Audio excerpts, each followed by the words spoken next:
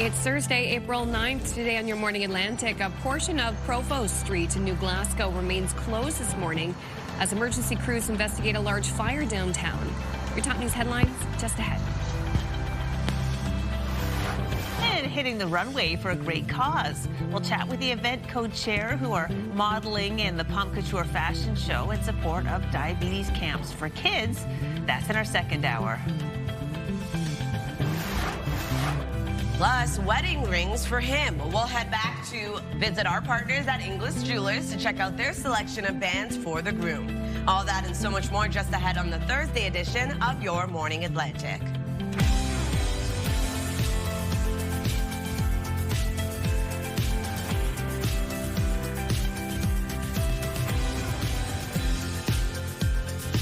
Well, hello. Come on and join us. It's Thursday already. Thursday, April 9th. So glad you're here. We're wearing the spring colors. I felt that sunshine yesterday, and it was glorious.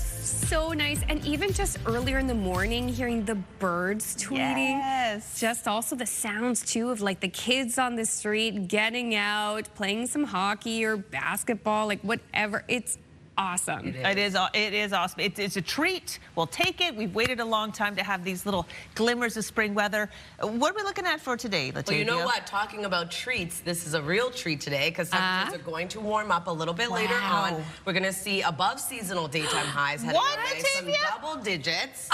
Yes, it's going to be a beautiful sunny day ahead. Here's a live look at Fredericton early this morning. It is a bit cooler starting off the day, but don't worry, temperatures are going to warm up. As of right now, it is -3 degrees in your area. So right across the region, a bit of a cool start to the day, especially when you factor in the breezy wind we're seeing and that wind chill. -2 degrees in both Charlottetown and Halifax this morning, -7 in Sydney, -5 degrees into St. John's, Newfoundland. Here's a look at that wind chill. Not too bad, but it is cooler starting off the day, but temperatures will rise a little bit later on. Definitely colder across Labrador with the risk of frostbite.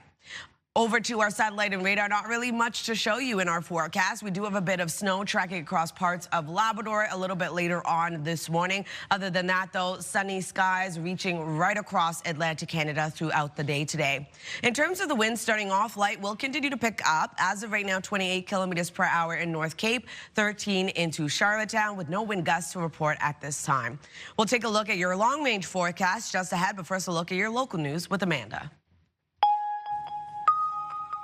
Thank you, Latavia. A portion of Provost Street in New Glasgow remains closed this morning as emergency crews investigate a large fire downtown.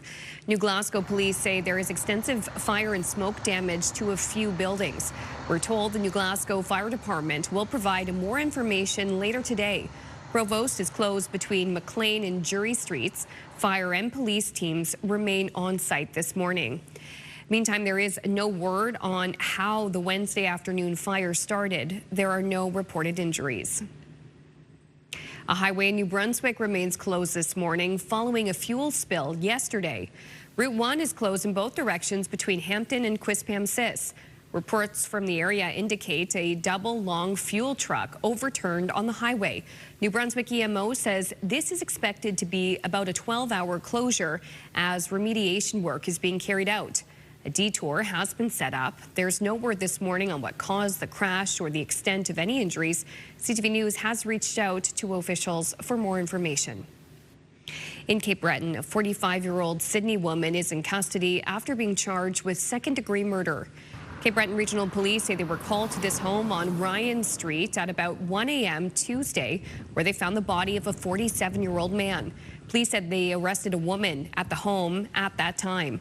Just yesterday, they charged that woman, Carrie Ann Mools, with second-degree murder.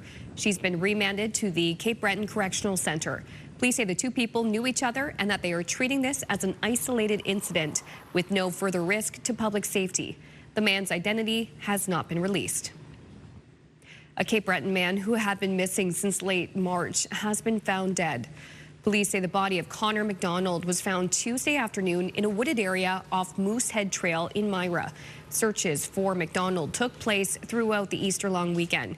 A new set of footprints were found, which led to a helicopter and drone search. The drone operator then found the human remains. Police do not believe foul play was a factor in his death. An unlicensed cannabis store in Moncton has been shut down. That prompted owners of the Indigenous business to speak out and challenge the move. CTV's Derek Haggett has more. That's what they tell me. Organizers called today's protest peaceful, but the owner of a shuttered Moncton cannabis dispensary is very angry. We want to put Susan Holt and the Minister of Public Safety on blast. The Ilnook Lounge was raided last Thursday by the province, and ownership says products and cash were seized. The building has been shut down. The province alleges offenses under the Tobacco Tax Act and Cannabis Control Act have been committed there. That's a lie. We're going to prove that in court. Ilnook has been raided 14 times in the past 3 years or so. This is not illegal to us. I mean, we're Mi'kmaq. We have sovereign status. We are our own nation. They have no jurisdiction over us at all because we are on unceded Mi'kmaq territory. A former national chief of the Assembly of First Nations was invited to Moncton to be part of the protest. The province doesn't have any legal authority over the Mi'kmaq Nation. That's their problem, so they've got to sit down and talk. I can help them understand it. Members of First Nations communities in Nova Scotia blocked highways last week to protest police raids of unlicensed cannabis dispensaries. 2 men were arrested in relation to the Cannabis Act, and cannabis products were seized. A spokesperson for New Brunswick's Department of Justice says circumstances differ from recent operations outside the province, and the Ilnook location in Moncton is not situated on First Nations territory. Cody Kaplan hopes the province releases the building to them by the end of the month. If that doesn't happen, he says they'll just open it right back up anyway. Derek Haggett, CTV News, Moncton. Thank you, Derek. Finally, the group that wants to bring 2 captive killer whales from France to a proposed seaside refuge in Nova Scotia says it recently received a $3 million private donation. Last month, the U.S.-based Whale Sanctuary Project announced that it had begun clearing land at the 12-hectare site at Wine Harbor in eastern Nova Scotia. Organizers say a large sea pen with floating nets should be completed by the second half of this year, almost 7 years after the project was first announced. The group also confirming that the French government has yet to decide what to do with the 2 whales, even though it had committed to making a decision by the end of March. So this is a continuing developing story, but it'll be interesting to see what it looks like when it is complete. Thank you for that. Oh, this is fun. Okay? Yeah. If you Google Celine Dion, you might notice something fun. A blue balloon, just as you see here, floats across the screen with the words, "Welcome back, Celine." Now, the high note we've all been waiting for, of course, Paris 2026. The search engine did something similar to celebrate the singer's birthday this year, which was March 30th. So Dion has added 6 dates to her Paris concert series scheduled for September and October. Obviously, somebody at Google, big Celine Dion fan. I love it. I love it. I did test it yesterday. I love to make sure that what I put on the news is actually real. And as of yesterday, it did. If you put Celine Dion into Google, you got the balloon. So Wow. it's fun. Yeah, That's so cool. Yes. National icon. And by the way, if you're a Maritimer planning to go see her in September, October, let us know. Like, send us an email, a text, 10400. My friend Crystal she was like, "Crystal, let's do it." I don't have the vacation time. Come on. I've got a million other things. But wouldn't that be fun? You know, I love Paris, anything French. Well, maybe you're like mysteriously sick that week. Oh, exactly. and yet, interesting that I'm able to do a live hit from the Eiffel Tower. Right? Oh, mon Dieu. Okay, still ahead. We're going to have a look at your international news headlines on this Thursday morning. And Latavia has the latest look at the forecast. I can't wait to hear it. Whoa, what a shot. Sounds of the double-digit highs. And just look at this beautiful sunrise in Yarmouth, Nova Scotia. We're grateful for our fishers in the region. The forecast is next.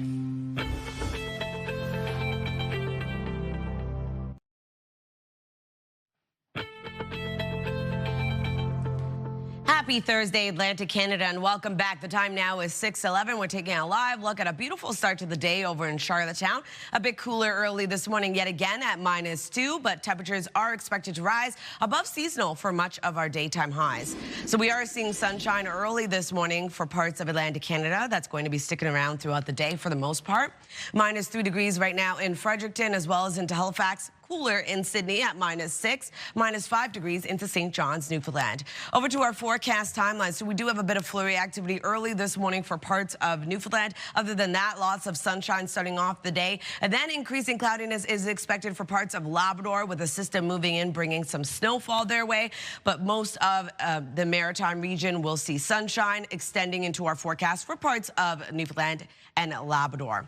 Into tonight, temperatures cool back down yet again. We do see a bit of cloud coverage return for northern New Brunswick. Other than that, though, sunshine remains in the forecast for the most part. For Friday's forecast, temperatures warming up even further than today. And we do have another system making its way over, bringing a chance of showers back in for parts of northern New Brunswick, as well as into parts of Labrador, looking at some snowfall moving back in.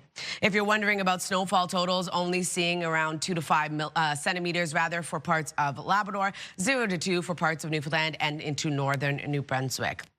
For our forecast today for New Brunswick, though, lots of sunshine throughout your day today. Temperatures warming right back up. Daytime highs will range from 6 to 12 degrees. We do have a low chance of some flurries and or showers into the evening for the northern region of the province. That carries into the forecast for Friday. Wind gusts of 40 kilometers per hour. Prince Edward Island, highs between 6 to 8 degrees today. Lots of sunshine with wind gusts of 40. Same thing goes for Cape Breton, eastern Nova Scotia. Daytime highs warming from 3 to 12 degrees, being the warmest into Truro. For the rest of Nova Scotia, lots of sunshine throughout your day, wind gusts of 40 and daytime highs between 7 to 11 degrees. For Labrador City, a high of -3 degrees today, starting off with sunshine, seeing periods of snow move in later this afternoon. 4 degrees for St. John's, Newfoundland, with mainly sunny skies.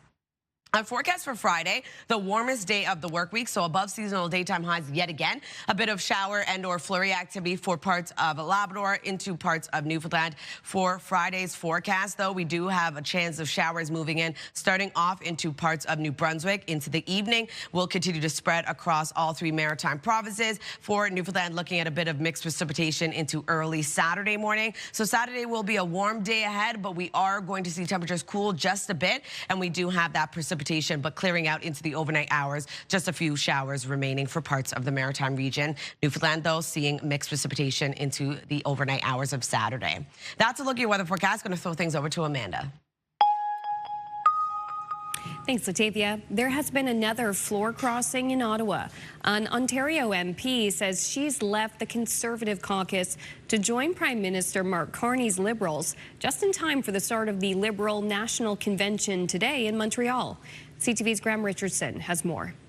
Because of Marilyn Gladue, a Conservative MP. Here's Marilyn Gladue as a Conservative back in 2023. Our leader has been supportive of this bill all the way along. I want to thank him for that. It is a great pleasure. Cut to today. I'm very happy to be the newest member of our new Liberal government. A partisan defection that enrages Conservatives as the Prime Minister casts it as a country coming together to his side. This all comes at a time when the country as a whole is uniting.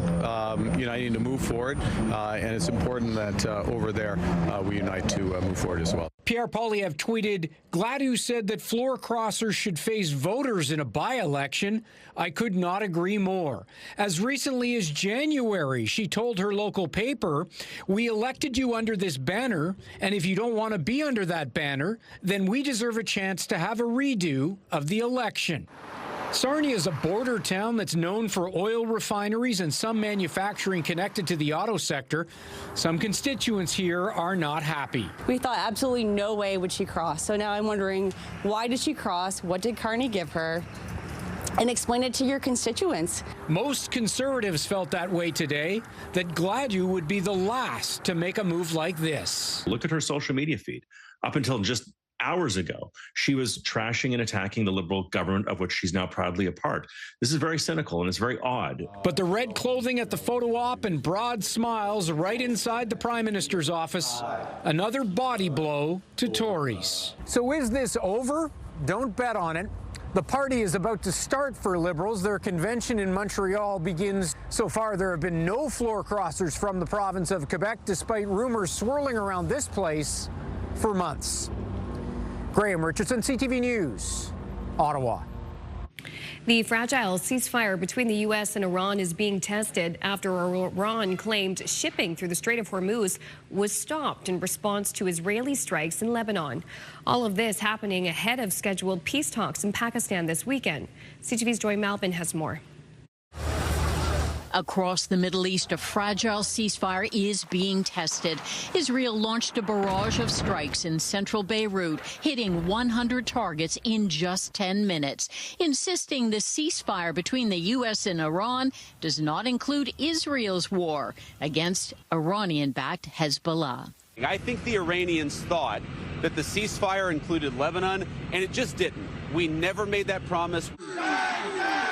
While Iranian demonstrators chanted death to America, Tehran warned if the Israeli attacks on Lebanon don't stop, this truce won't last, retaliating by holding up hundreds of oil tankers in the Strait of Hormuz, blocking that key oil and shipping route. The Iranian response is we're going to control it and put a toll on everybody. Saudi Arabia has reported that its pipeline, which goes from the Gulf to the Red Sea, has been hit by a drone. Washington's response to Iran? And this is a case of what they're saying publicly is different privately. And I will reiterate the president's expectation and demand that the Strait of Hormuz is reopened immediately. Both Iran and the U.S. contradicting each other over what's been agreed to over Lebanon, to Iran claiming that it still has a right to enrich uranium. It's always been non-negotiable that they won't have nuclear capabilities. And so right now it's buried and we're watching it.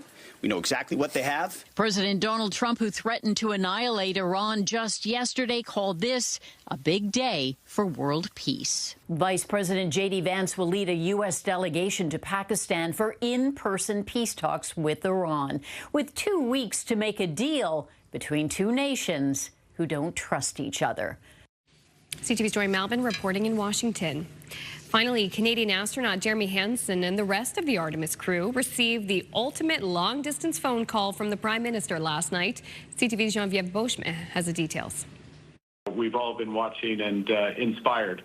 Prime Minister Mark Carney dialed up Canadian pride as he reached astronaut Jeremy Hansen and his 3 American colleagues en route back to Earth.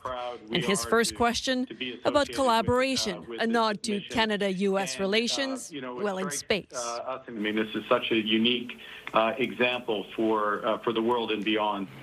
You can see we got our flags here together. We're better together. Carney did have a pointed question regarding a jar of Nutella that was spotted floating through the capsule earlier in the mission. One point of reassurance that the preference is for maple syrup over Nutella on your pancakes in the morning.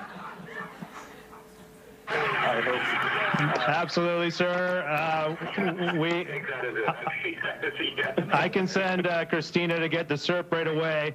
That's the syrup floating by. Moments of levity mixed with talk of the risks of spaceflight and what the mission has meant to so many Canadians. All of you 4 have been really, really good news. Industry Minister Mélanie Joly also spoke to Hansen about good news in space at a time of difficult news here on Earth. A moment of unity in the midst of difficult geopolitical times. Before you leave us, Prime Minister, I did want to show you this. Hansen also had a gift for Carney, a patch, that maple leaf that has been so proudly flying in space. So I wrote your name on the back, well, your title on the back. Make sure that it gets to you. Carney also said he was proud to hear French spoken in space and issued an invitation to the crew to come to Ottawa once they're back on Earth. Geneviève Beauchemin, CTV News, Longueuil, Quebec. Thank you, Geneviève. A quick break here. When we return, we'll have your top business headlines and your must-see moment from TSN. That's on the other side of this break. Please stay with us.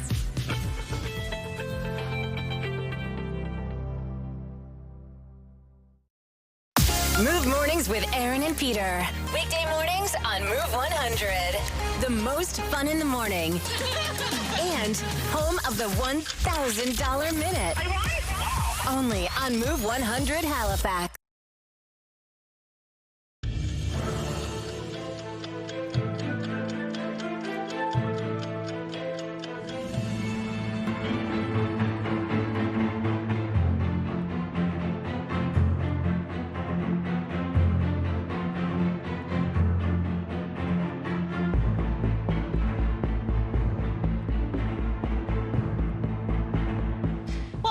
back. It's almost 6:25 on this Thursday morning. It's time now to check in with our friends at TSN Sports Center for today's must-see moment.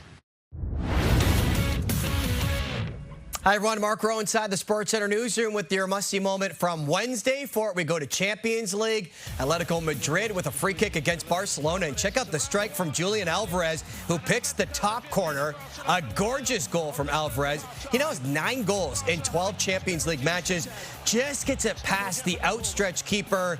An absolute beauty, and that is your must-see moment from Wednesday. Today on TSN, it's finally arrived. The first round from the Masters. Coverage gets underway at 10 a.m. Eastern, 7 a.m. Pacific, across the network, and continues all day long. That's all from the Sports Center newsroom. Have a great day.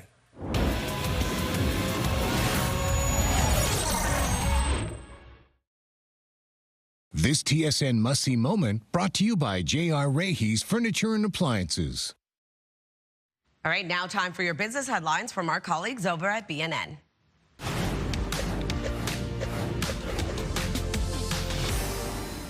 West Texas Intermediate dropped almost 15% today on hopes that more tankers will start moving again through the Strait of Hormuz.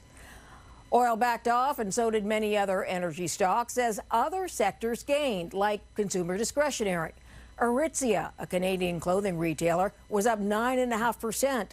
The key North American markets all gained between 1% and 3% today. Here are the closing numbers for the day. The Canadian dollar is up to $72.24. West Texas Intermediate is down over $18 to $94.41. Western Canadian Select is up just a bit to $79.64, and the TSX gained 383 points today. Those are your business headlines. I'm Marilla Fernandez.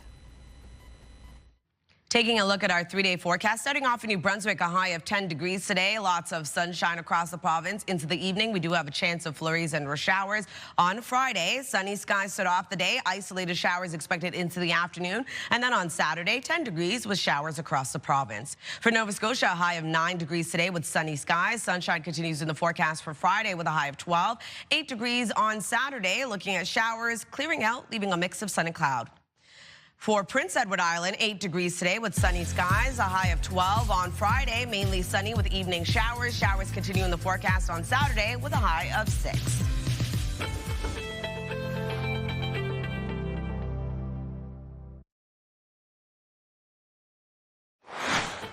Coming up in this half hour, who would you take to the moon with you if you went on that trip? That's the subject of today's Moon Morning Chat. We'll have more of these out-of-this-world conversation in just a few minutes. It's about 15 minutes on Your Morning Atlantic.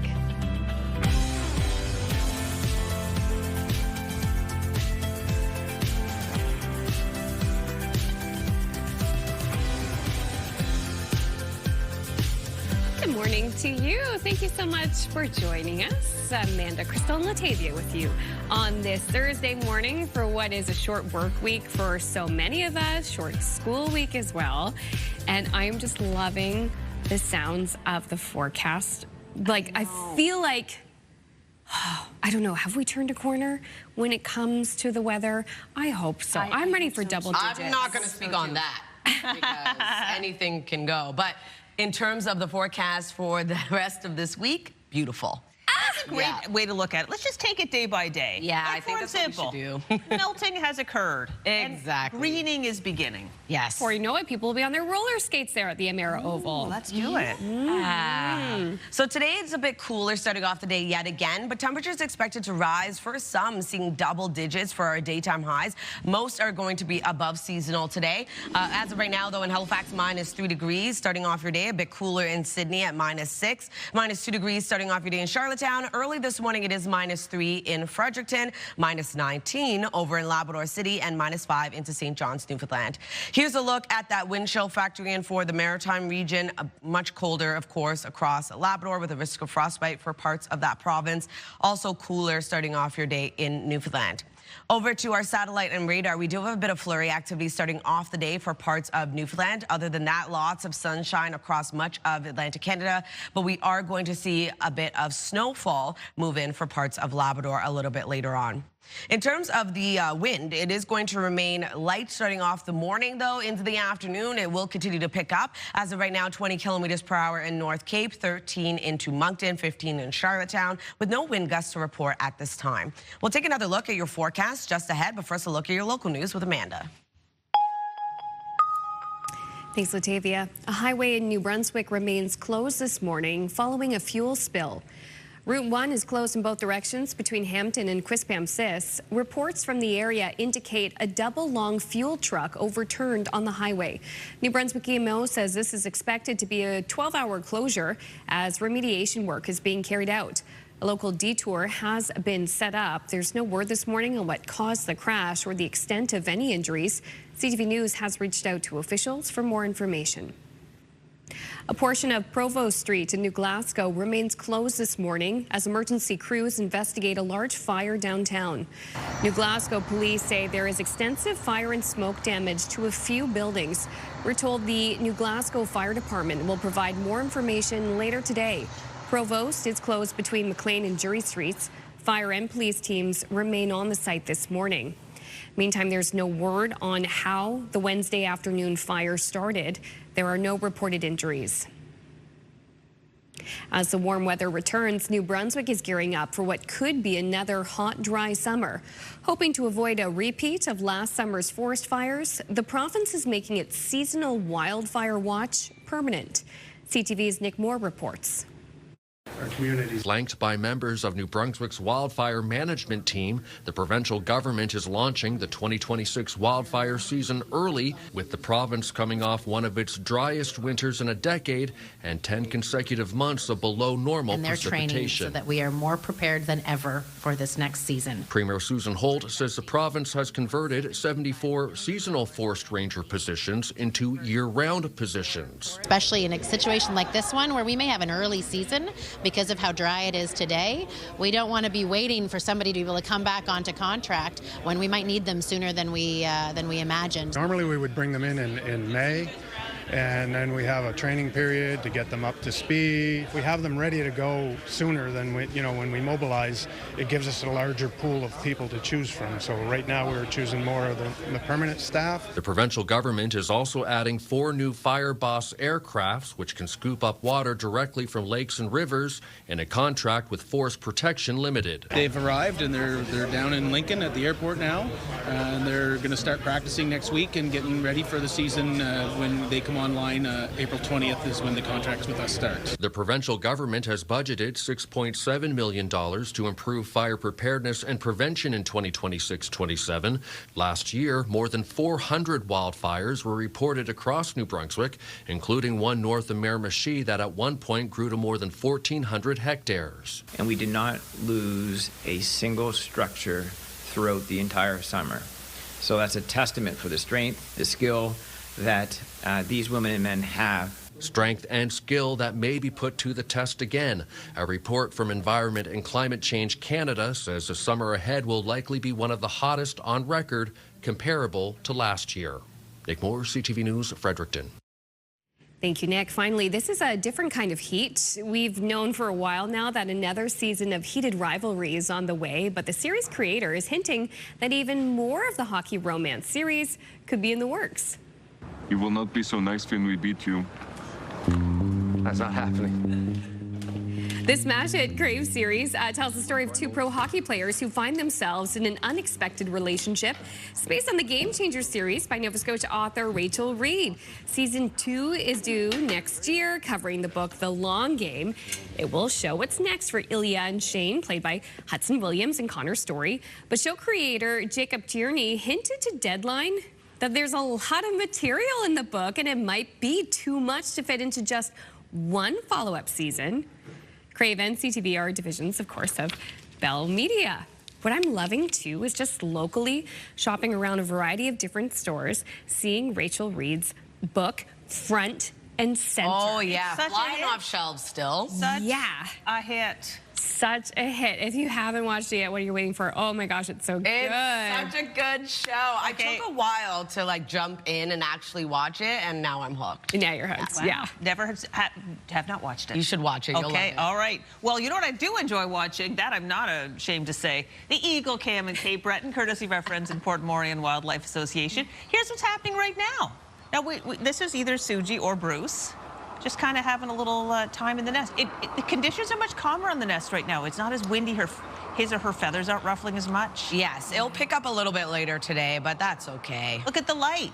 Beautiful. Beautiful. Beautiful. I think one of them yesterday was like, what's it called? Like touching up their nest. They were putting more branches down and interesting. There's an egg underneath the bird. I know that for sure. There's one viable egg there that they're hoping will hatch. Anyway, we had this up at every single monitor in the newsroom yesterday, so we were very aware of what was going on in the nest. Yeah, it may come as a shock, but we have a lot of monitors in this newsroom, and we are fascinated with the eagles. So there we go. That was our little check-in for the day. And still, we're going to check in on your entertainment headlines. But first, it's the Move Morning Chat. Today, we want to know, who would you take with you on a trip to the moon? It could be anybody. And we want you to explain why when we return at 6:38.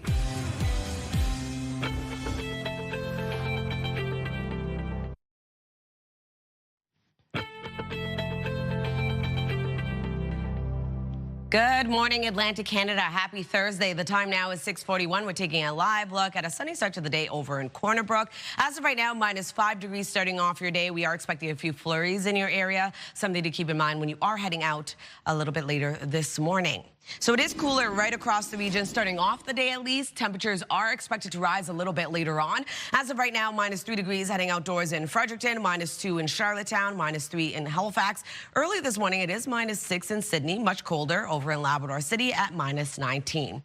Over to our forecast timeline, a bit of flurry activity for parts of Newfoundland early on. And then into later this morning, into the afternoon, we are expecting a system to make its way over to parts of Labrador, bringing periods of snow. But other than that, for much of Atlantic Canada, seeing lots of sunshine in the forecast today. Temperatures actually expected to rise under this ridge of high pressure. We are going to see above seasonal daytime highs headed our way into tonight. Pretty clear skies. Just a few clouds return for parts of northern New Brunswick. We are going to see a system make its way over into early Friday morning. Although we do have lots of sunshine in the forecast for much of the region, we do have a chance of showers and or flurries. A low chance, around a 30% chance of it happening for the northern region of New Brunswick before showers arrive into Friday evening. So we're looking at around 0 to 2 centimeters of snowfall for parts of northern New Brunswick, looking at around 0 to 5 centimeters for Labrador and 0 to 2 for Corner Brook. For our forecast today, though, lots of sunshine across New Brunswick. We do have that low chance of flurries and showers for the northern region into the evening. Daytime highs will be warming up, though, 6 to 12 degrees, and wind gusts picking up into the afternoon, getting up to 40 kilometers per hour. For Prince Edward Island, lots of sunshine throughout your forecast today. Highs will range from 6 to 8 degrees. For Cape Breton, eastern Nova Scotia, pretty much the same sunny skies today. Highs between 3 to 12 degrees, being the warmest to the Truro, wind gusts of 40. For the rest of Nova Scotia, you'll be seeing lots of sunshine as well. We do have daytime highs between 7 to 11 degrees. And for Labrador City, starting off the day with a mix of sun and clouds, seeing periods of snow into the early afternoon. A high of -3 degrees, 4 degrees heading outdoors in St. John's, Newfoundland, mainly sunny skies. So Friday's forecast, sunshine for the most part. We do have a bit of active weather for parts of Labrador into parts of Newfoundland. For Saturday's forecast, though, so Friday night, we see a chance of showers move back in. That continues into Saturday's forecast, so a bit of a wet day ahead. Temperatures cool down a bit, still remaining seasonal and above seasonal for much of your daytime highs, but we do have that active weather expected for Saturday, carrying into both Newfoundland and Labrador as well. That's a look at your weather forecast. Going to throw things over to the Move Morning Chat.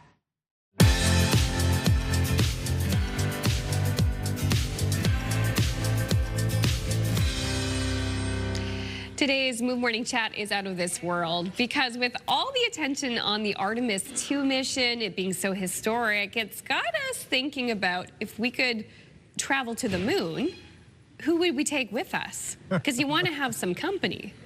Aaron and Peter, who are you thinking about? You know what? I mean, I've been thinking about this way too much. Maybe I've given it too much thought.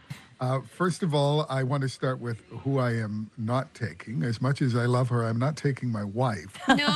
Because I'm thinking, okay, we are trapped inside this small container, basically the size of a couple of minivans in the interior. I would be told all the way, could you slow down a bit? I think we're going too fast. No, I'm sorry. It only goes 39,500 kilometers an hour, and it's going to be like this for the next 10 days. Okay, so can we just get that out of the way? But I'm thinking that you want to take somebody with you who is kind of a jack of all trades, who seems to know a little something about everything. And I'm going to nominate my brother-in-law, Charles. That's who I'm taking with me. We'd have a lot to catch up on. We saw each other over the Easter weekend. He's done so much great work in his house. He's done it all himself. I'm thinking if anything goes wrong, this is the guy that I want with me. I think he could probably handle any situation. Little plumbing problem, no problem. Charles has got that fixed. You know, we need to repair something inside the deck, for example. He can do that. Well, they have had some toilet issues, Peter, so. Exactly. Yeah. I mean, I don't know what to do, but I think he could figure it out. So that's who I'm taking with me on my trip to the moon. You really thought this through. And I'm thinking, like, you know, I went through the practical options. I'm like, Chris Hadfield. I mean, of course he knows what he's doing. I want to go with just somebody who is going to keep me calm, cool, collected, and laughing. Because if I know anything about me, the entire time I'm going to moon, I'm like, what's happening? Is this normal? Is this okay? I want somebody who's going to just be a bit of a comedic relief. I'm taking Seth Rogen, a Canadian legend, okay? He would just keep me laughing the whole time. He gives me the vibe that when things are not going well or not going as planned, he's cool. He's chill. Everything's going to be fine. So of course he's chill. I know why he's chill. Anyway, Seth Rogen, he's coming with me and we're going to the moon. That's awesome. I love that. I put together a whole crew. Okay. Okay. So I was gonna take obviously Reed Wiseman, who's the commander, because I need someone who actually knows what they're doing over at NASA. I was gonna take Harold Perrineau because he's always casted in horrific circumstances, but always remains calm, cool, and collected. I was gonna bring some eye candy, someone who's actually been to space before, Matthew McConaughey. So maybe even if I could fit AJ McLean, my comfort music, I'm good to go. We're going to the moon. Wow. Wow.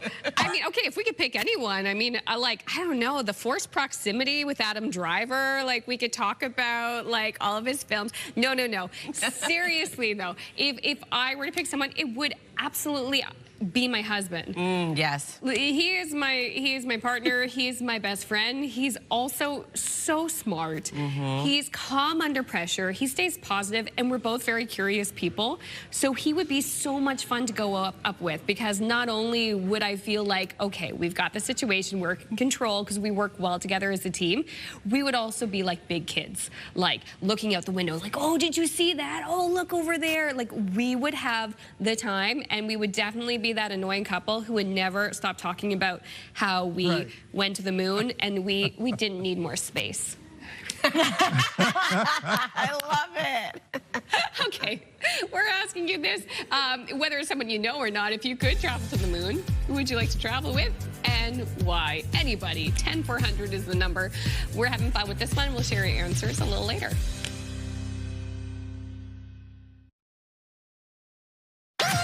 The #1 morning show in Halifax. Turk, Megan, and Amateur Alex. And home to the biggest artists. Halifax's #1 hit music station. 101.3 Virgin Radio.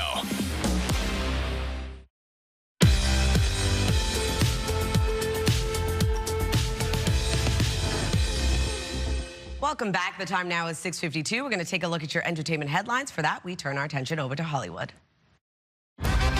I am putting everything I build on the line to make sure they never forget the name, Lainey Wilson. The trailer for a new documentary on country music superstar Lainey Wilson features an interesting revelation. In it, the chart-topping singer, who's engaged to her longtime boyfriend, reveals she froze her eggs so she can become a mother at a later date. Lainey Wilson, Keeping Country Cool, premieres April 22nd on Netflix. You got into Harvard Law? What, like it's hard? Legally Blonde returns to theaters next month for its 25th anniversary with a bonus, a sneak peek at the upcoming Prime Video prequel series, Elle. Paul McCartney will be the musical guest on the season finale of Saturday Night Live. Sir Paul performed on the SNL 50th anniversary special last year, but this will be his first time as a musical guest since 2012. McCartney's new album, The Boys of Dungeon Lane, drops May 29th. And happy birthday to Kristen Stewart. The Twilight Saga star turns 36 today. That's what's happening in Hollywood. Jacqueline Lee, ABC News.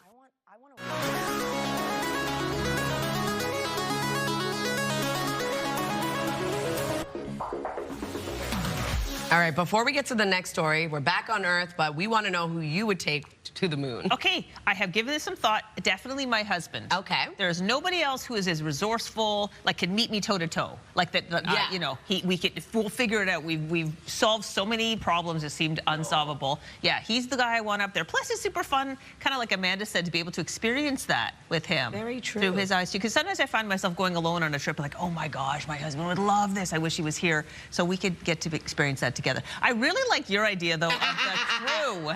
That was next level. I thought we were putting together a whole crew, but yes, my husband would have fun too. Yeah. No, he's like, we'll figure it out. Something goes wrong, we'll find some way to jerry-rig that toilet, I'm telling you. Exactly. All right, now we're going to turn our attention over to this story. So in just 1 month, hits from jazz crooner Eddie Dalton's new album have landed on the iTunes Top 100 Singles chart 11 times. Yes. The thing is, though, Eddie Dalton doesn't exist. His likeness is AI generated, and so is his music. ABC's Sophie Flay explains.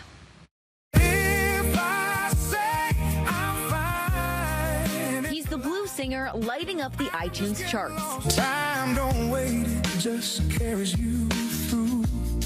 His songs racking up hundreds of thousands of views in just a few weeks. Watch the rest all fade away.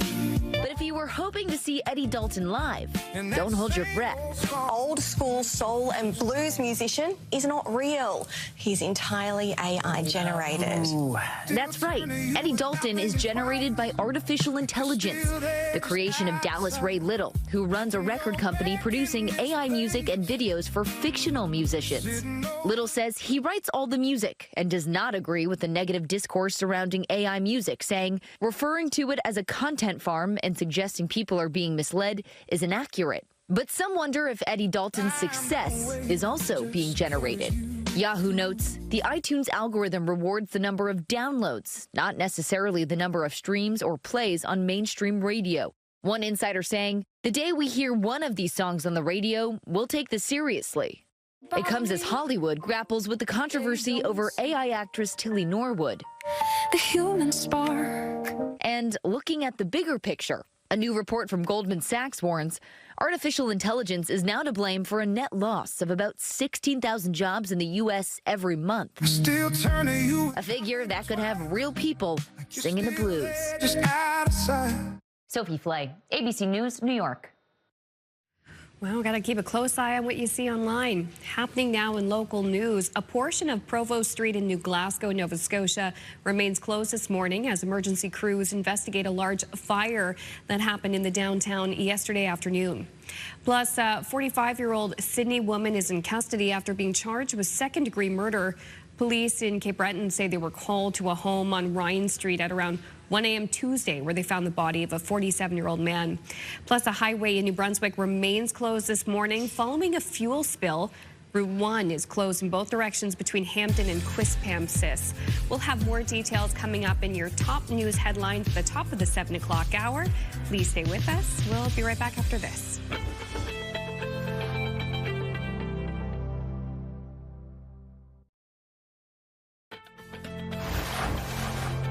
It's Thursday, April 9th. Today on Your Morning Atlantic, a portion of a street in downtown New Glasgow remains closed this morning as emergency crews investigate a large fire in the downtown. Your top news headlines just ahead. And the Pump Couture Fashion Show. We'll get all the details on the fun and fashionable evening that raises awareness and support for diabetes camps for kids. That and more ahead on the Thursday edition of Your Morning Atlantic.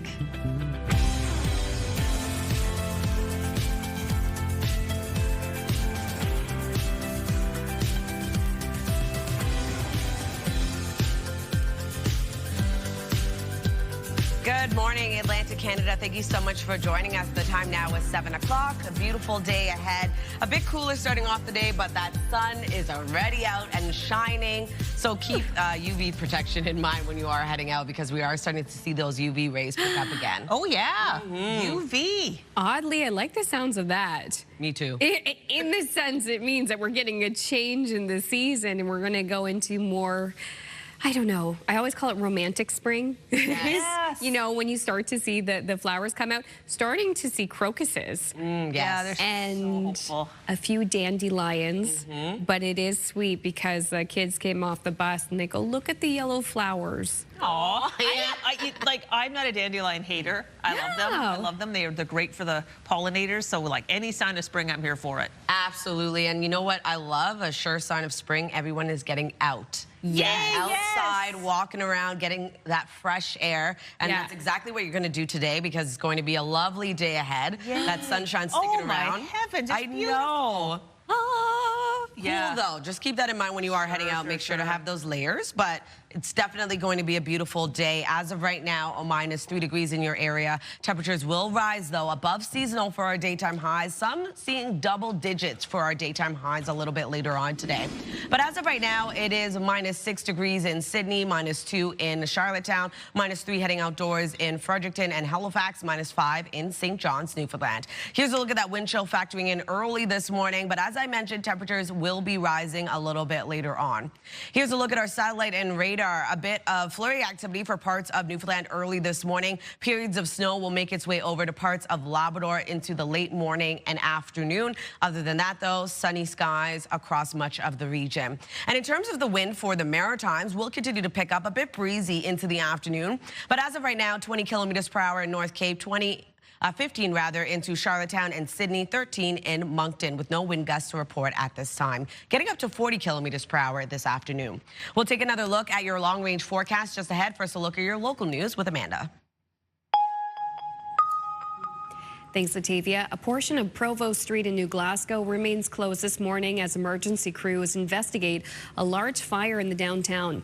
New Glasgow police say there is extensive fire and smoke damage to a few buildings. We're told the New Glasgow Fire Department will provide more information later today. Provost is closed between McLean and Jury Streets. Fire and police teams remain on site this morning. Now, there is no word this morning on how the Wednesday afternoon fire started. There are no reported injuries. A highway in New Brunswick remains closed this morning following a fuel spill. Route 1 is closed in both directions between Hampton and Quispamsis. Reports from the area indicate a double-long fuel truck overturned on the highway. New Brunswick EMO says this is expected to be a 12-hour closure as remediation work is being carried out. A local detour has been set up. There's no word this morning on what caused the crash or the extent of any injuries. CTV News has reached out to officials for more information.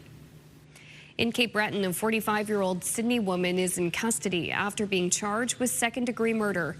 Cape Breton Regional Police say they were called to this home on Ryan Street around 1 a.m. Tuesday, where they found the body of a 47-year-old man. Police said they arrested a woman at the home at that time.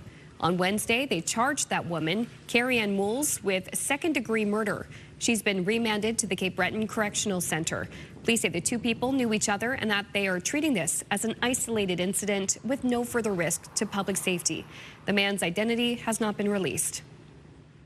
A Cape Breton man who had been missing since late March has been found dead. Police say the body of Connor McDonald was found Tuesday afternoon in a wooded area off Moosehead Trail in Myra. Searches for McDonald took place throughout the Easter long weekend. A new set of footprints were found, which led to a helicopter and drone search. The drone operator then found the human remains. Police do not believe foul play was a factor in his death. A sudden two-week ceasefire in the war in Iran is fueling expectations of potential lower oil prices. A ceasefire agreed upon Tuesday between the U.S. and Iran, including the opening of the Strait of Hormuz, drove the price of per barrel down by $20. However, it wasn't reflected at the pumps. According to one expert, the international price dropped after the markets had already closed for the day. If we saw a market movement happen last night after 4:30 into today, we as a board won't see that price as an official price until tomorrow morning when we come into work. an interruption is always a day or two later than you would see the market price movement. The Nova Scotia Energy Board uses the interrupter clause if the price of gas changes from 6 to 8 cents a litre for more than a day. Prices at the pumps are expected to change overnight tonight. We'll have those numbers for you tomorrow morning. The group that wants to bring 2 captive killer whales from France to a proposed seaside refuge in Nova Scotia says it recently received a $3 million private donation.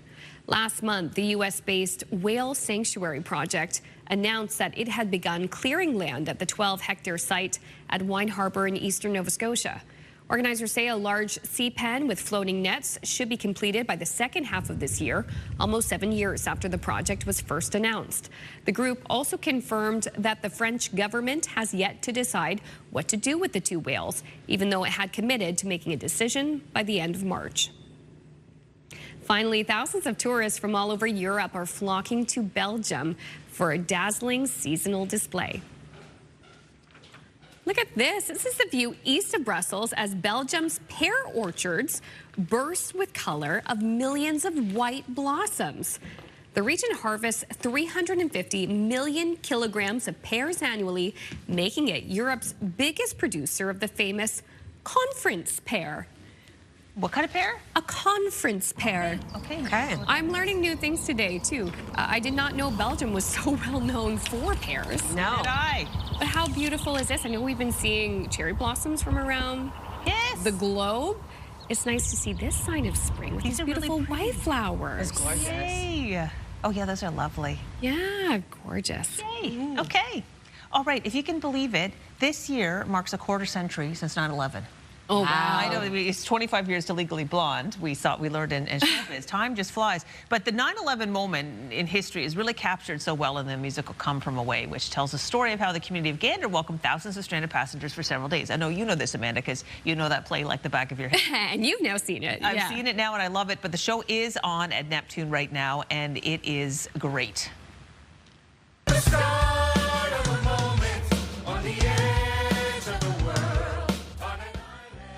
So Come From Away is a must-see for adults. I saw the show last Friday. I was blown away by the quality of this production, the choreography.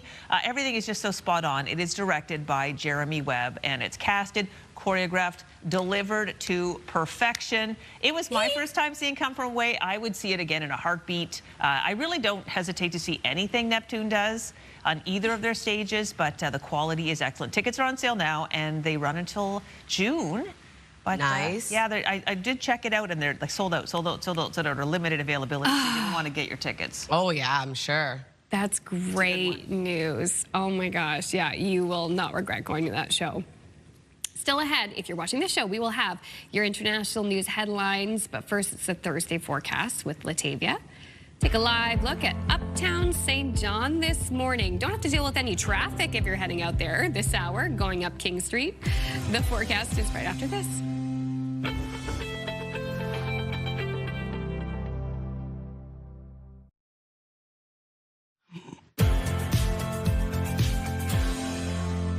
Good morning and welcome back. The time now is 7:12. We're taking a live look at Kitty Vitty Lake over in St. John's, Newfoundland. As of right now, -5 degrees starting off your day. Lots of sunshine in the forecast for you today as well.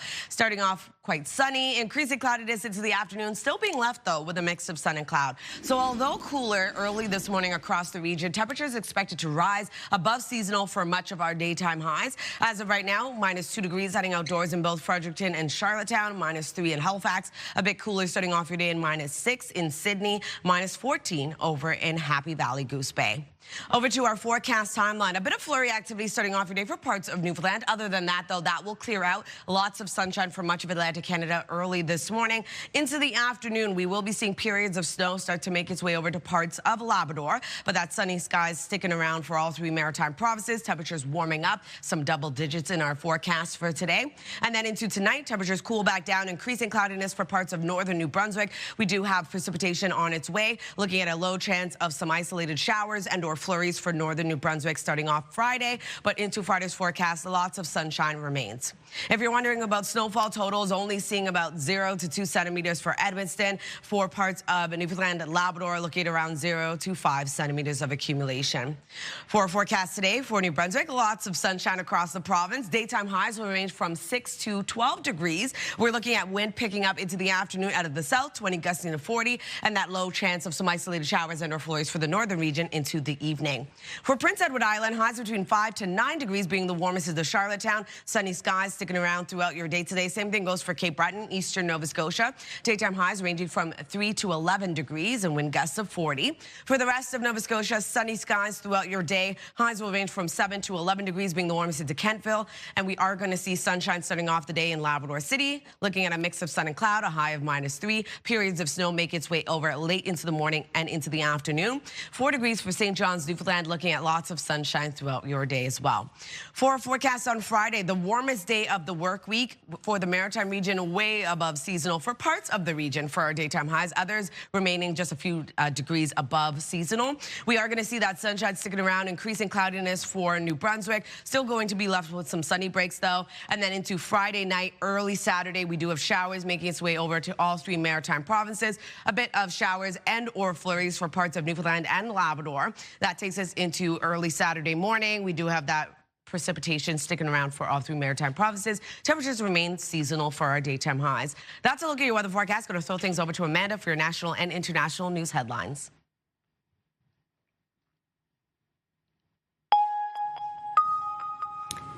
Thank you so much, Latavia.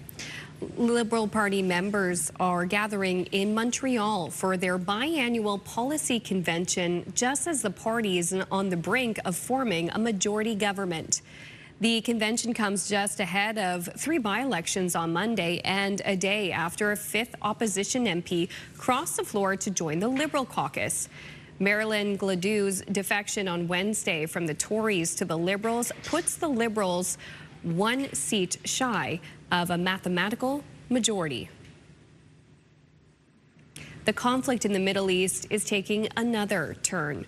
Iran has reportedly closed the Strait of Hormuz again after allegedly agreeing to reopen it as part of a ceasefire deal with the U.S. Officials with the Islamic Republic say the latest move is due to Israel's continued targeting of its proxy group, Hezbollah, in Lebanon.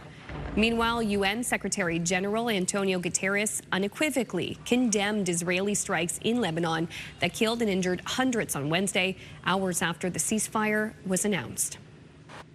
With the high cost of gas prices, many Canadians are looking at switching to electric alternatives. It's a trend that's revving up a market that's been on the decline. CTV's Heather Wright has more. Sam Eldar says the cost of filling up his truck is mind-blowing. I've been driving in the city for as long as I can remember, and gas prices have never been this high before. With gas prices across the country at or near record highs, Eldar is among the growing number of people contemplating going electric. I do think about it a lot. The EV and Charging Expo in Toronto is all about electrification, from the vehicles themselves to the infrastructure needed to support the shift toward EVs. We've got really huge and high gas prices right now. And so the cost of electricity, the cost of running an EV is minuscule by comparison. Nino DeCara is with Electric Autonomy Canada. He says while EV sales in Canada fell last year, as a number of rebates expired, they have begun to tick up again. He predicts the high cost of gas, along with a new federal rebate, will nudge new buyers into the EV market, where costs to charge are less volatile. You don't have these peaks and troughs in your pocket. While many countries have seen EV sales soar, Canada has not kept pace with its peers. According to a study by rates.ca, roughly 30% of Canadians say they are interested in EVs, but the higher purchase cost and charging anxiety remain key barriers to adoption. So I think part of the reason why adoption rates tend to be higher in Europe is because they have access to affordable electric vehicles. Slow sales along with the trade war have led some automakers to pause or scrap EV production in Canada. You have seen a lot of automakers make corrections to their manufacturing programs. Still, industry insiders expect EV sales to pick up. Today, Ottawa announced nearly $11 million for more charging stations across the country, a move aimed at easing at least one of the barriers to EV adoption. Heather. Heather Wright reporting in Toronto. We're going to take another break here on Your Morning Atlantic. When we return, we'll get details on Diabetes Canada's 4th annual Pump Couture fashion show. That's on the other side of this break. Please stay with us.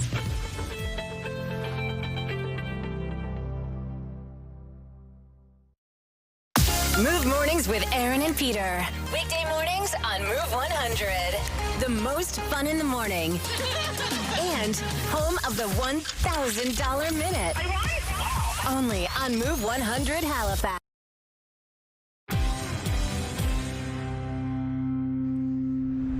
Welcome back at 7:22. Now, fundraising, but make it fashion. Diabetes Canada's 4th annual Pump Couture fashion show returns this Friday, April 10th at the Westin in downtown Halifax. Models with diabetes will walk the runway wearing Canadian fashion style to highlight insulin pumps and continuous glucose monitors. It's also a fundraiser, and here to tell us more is Debbie Savard, co-chair for the Pump Couture Halifax show, and 11-year-old models, twin sisters, Dallas and Brooklyn Murdoch Hornsby. Thank you all for coming in. Oh, thank you for having us. Thank you. All of you are not only models, but you live with type 1 diabetes. That's right. We're pretty cool, aren't we? Yeah, definitely. All right, let's start with you, Debbie. Tell us a bit more about this event for those who aren't familiar. The event is so much fun, first off.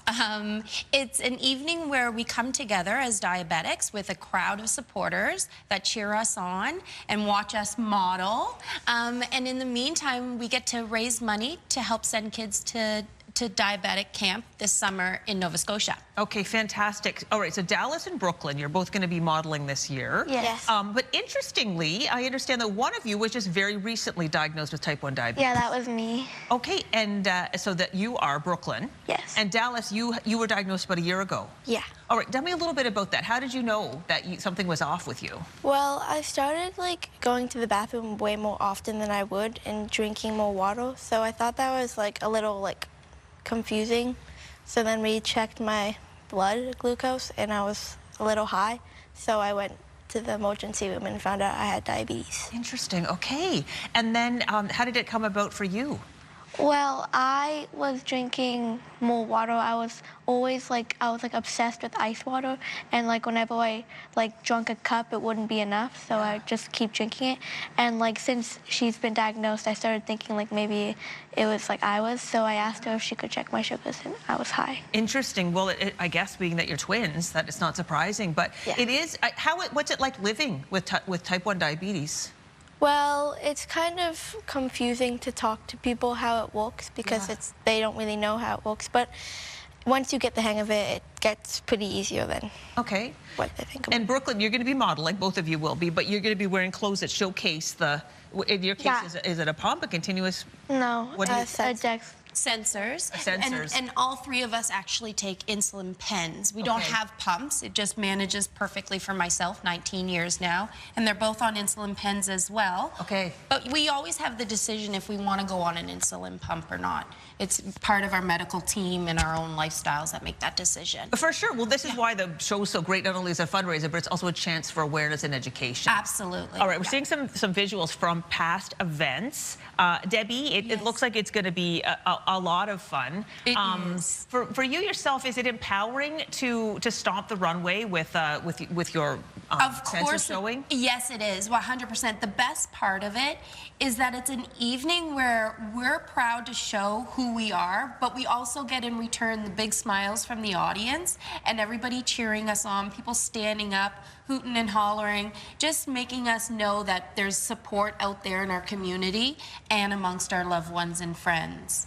It was so much fun. I'm just having the memories there now. We were laughing the whole time in backstage, and we were making new friends and getting new tips and tricks on how everybody handles their diabetes differently. For sure, it would probably be educational for you as a community. All right, Brooklyn and Dallas, have you been to the camp before yourselves? No. Okay, you have not been to camp before. Okay, you are going. And I'm jealous. All right, tell me a little bit about what you think you're going to experience. I think I'm gonna make some new friends and get to know other ideas or tips about diabetes. So I'm hoping that I get to experience that. Yeah, and fantastic. And Brooklyn, you're going to be going for the first time as well. Yes.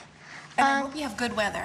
Yeah. This summer, good weather, playing outside. It doesn't matter. I've been to camp many times, girls, even if it's raining. Oh, you're right. You're going to have fun in any case. Thank you both, all three of you, for coming in today. Thank you. Yeah, good luck. I know you're going to just crush it on the runway. Yeah. We have put information on our website, too, if you'd like to attend the event or support Diabetes Canada in any way you can. You can check that out as we go to break.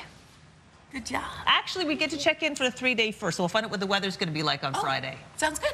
Great. All right, taking a look first in New Brunswick, a high of 10 degrees today. Lots of sunshine. We do have a low chance of flurries and or showers for the northern region this evening. On Friday, warming up to 14 degrees, sunny skies, isolated showers for parts of the province. And then on Saturday, looking at a high of 10 and showers across the province. For Nova Scotia, 9 degrees today with sunny skies. Friday, the sunshine continues in the forecast, warming up to 12 degrees. 8 degrees on Saturday. We do have showers, but seeing a bit of sunshine for parts of the province. Prince Edward Island, a high of 8 degrees with sunny skies. Mainly sunny on Friday with a high of 12. Showers move in into the evening. On Saturday, 6 degrees and showers expected across the island.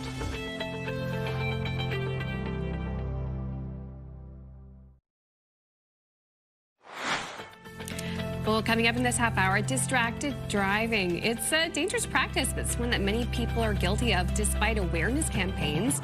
We'll sit down with the folks from CAH, talk about the issue, and look at how we can break the habit. That's coming up here in 15 minutes on Your Morning Atlantic.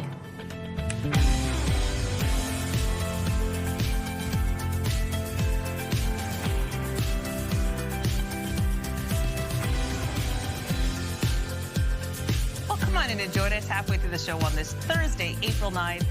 Yes, indeed, distracted driving. What an issue. Don't text and drive. Don't do it. I don't even put my phone out. My phone is like in the back seat in my purse because otherwise, I am guilty a little bit of getting annoyed with the radio and deep. Right.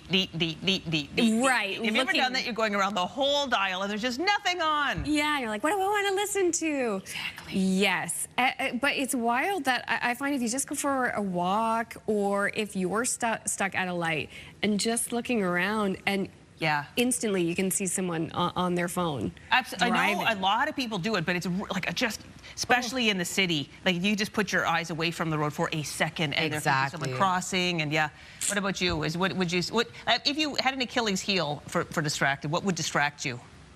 Sometimes looking out the window too long, to be honest. Yeah, it's true. You'll see something interesting. You're like, oh. Okay. I know what it is. Yeah. It's some free stuff on the curb. You're like, what? Was that a mirror? Yeah. No, I do find that a lot because one time in Toronto, I was driving to work. I didn't have my phone out, but I looked down and all I hear is boop, boop. Oh. And I was like, oh, I just looked down.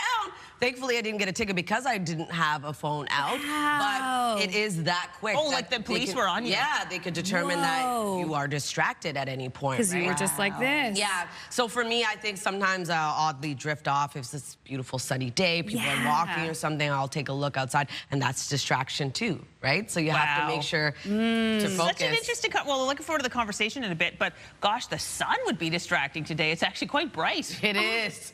Blue skies, hello. I know, birds flying around. It's a beautiful start to the day, although a little chilly, -3 degrees over in Antigonish. Temperatures expected to rise a little bit later on. So -3 in Halifax as well, -6 starting off your day in Sydney, -2 in Charlottetown and in Fredericton, -5 starting off your day in St. John's, Newfoundland. Here's a look at that wind chill factoring in across the maritime region and making it a little cooler this morning, but temperatures expected to rise above seasonal for much of our daytime highs, and that sunshine sticking around for much of Atlantic Canada throughout the day today. A bit of flurry activity starting off the day, though, in parts of Newfoundland that will clear out, and then into the afternoon, expecting periods of snow to make its way over to parts of Labrador. Light winds starting off your day for the maritime region will continue to pick up into the afternoon. 26 kilometers per hour right now in North Cape, 15 in Moncton with 11 in Charlottetown and Grand Etang. No wind gusts to report at this time. We'll take a look at your long-range forecast just ahead, but first a look at your local news with Amanda. A portion of Provost Street in New Glasgow remains closed this morning as emergency crews investigate a large fire downtown. New Glasgow police say there was extensive fire and smoke damage to a few buildings. We're told the New Glasgow Fire Department will provide more information later today. Provost is closed between McLean and Jury Streets. Fire and police teams remain on site this morning. There's still no word on how the Wednesday afternoon fire started, and there are no reported injuries. The New Brunswick government is spending millions of dollars to get ready for wildfire season. The province is adding more than 70 new year-round forest rangers and spending $3 million on new aircraft that can scoop water from rivers and lakes. It's also spending millions on new preparedness investments. Premier Susan Holt says her government is preparing for wildfire season early because of record low precipitation and prolonged drought conditions. A highway in New Brunswick remains closed this morning following a fuel spill. Route 1 is closed in both directions between Hampton and Quispamsis. Reports from the area indicate a double-long fuel truck overturned on the highway. New Brunswick EMO says this is expected to be about a 12-hour closure as remediation work is being carried out. A local detour has been set up. There's no word this morning on what caused the crash or the extent of any injuries. CTV News has reached out to officials for more information. A 45-year-old Sydney woman is in custody after being charged with second-degree murder.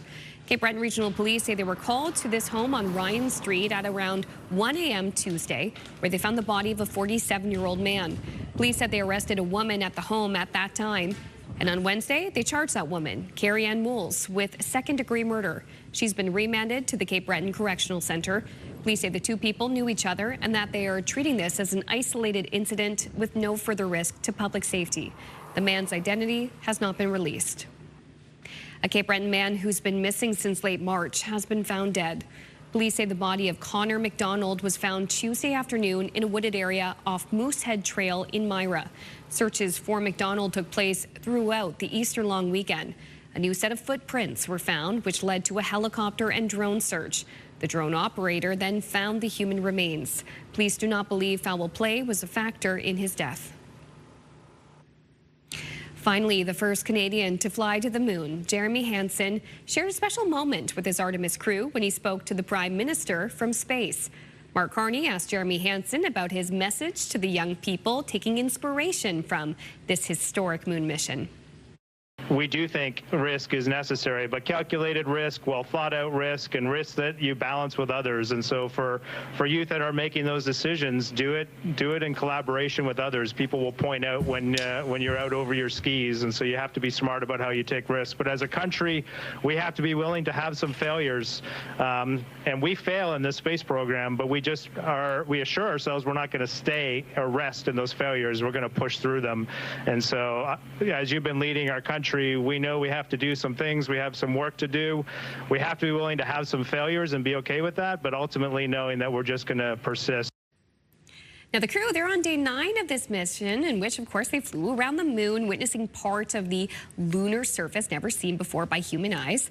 Their spacecraft is scheduled to splash down off the coast of San Diego tomorrow night. Just thinking about, like, how do they know the Nutella? Do you steer the space capsule? Like, how do they know? Like, how do they get it right into the water like that? Oh, who knows? I have no Big idea. brains Like, behind it that. seems like that's very, like, you're in space. It seems like a very specific spot. Absolutely. Even though it's the ocean, it's big. Maybe coordinates or something? Yeah, it's math. It's math. I remember seeing Hidden Figures. Something to do with math. Something to do with math. Regardless, you know, the makers of Nutella are thrilled with how this mission has been going. That's true. You can't pay for that kind of marketing. It's true, and syrup was mentioned yesterday, so we can actually support our syrup things too. I guess it's been a little slow start to the season, but we might talk about that later. All right, let's talk about the Move Morning Chat. Since there was the moon mission mentioned there, who would you want to take up there in space with you? We want to know. Text us at 10400. We'll have a roundup at the end of the show.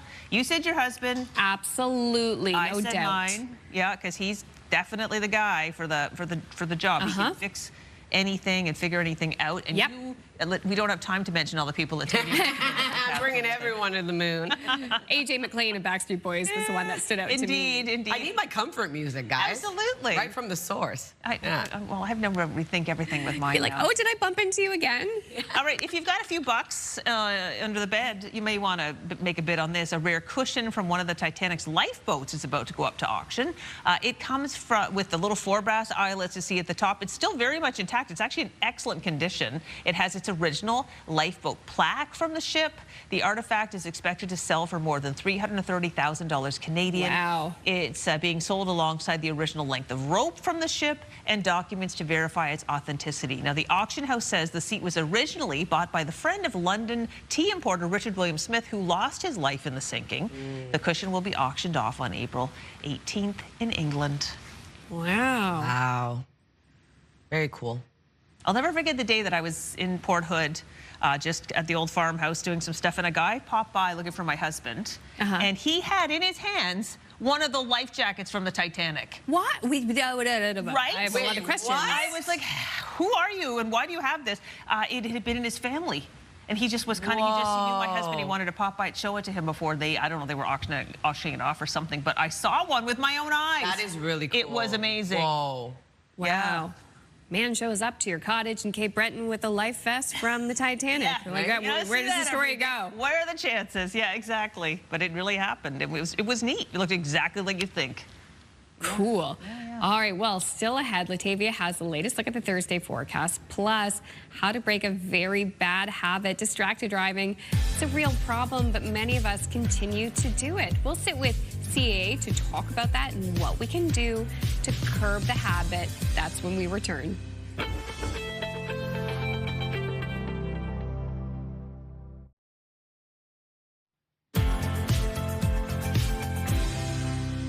Beautiful sunny start to the day this Thursday morning over in Hampton. Welcome back. The time now is 7:44. A bit cool starting off your day, though, -5 degrees, and then factor in that wind chill, and we're going to have some breezy wind across the region. But that sunshine will be sticking around, helping to warm things up. Above seasonal daytime highs headed our way across much of the region.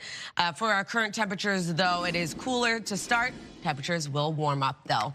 As of right now, -2 degrees in Fredericton, as well as into Charlottetown. Starting off your day early this morning, -3 in Halifax, -6 in Sydney, and -5 into St. John's, Newfoundland.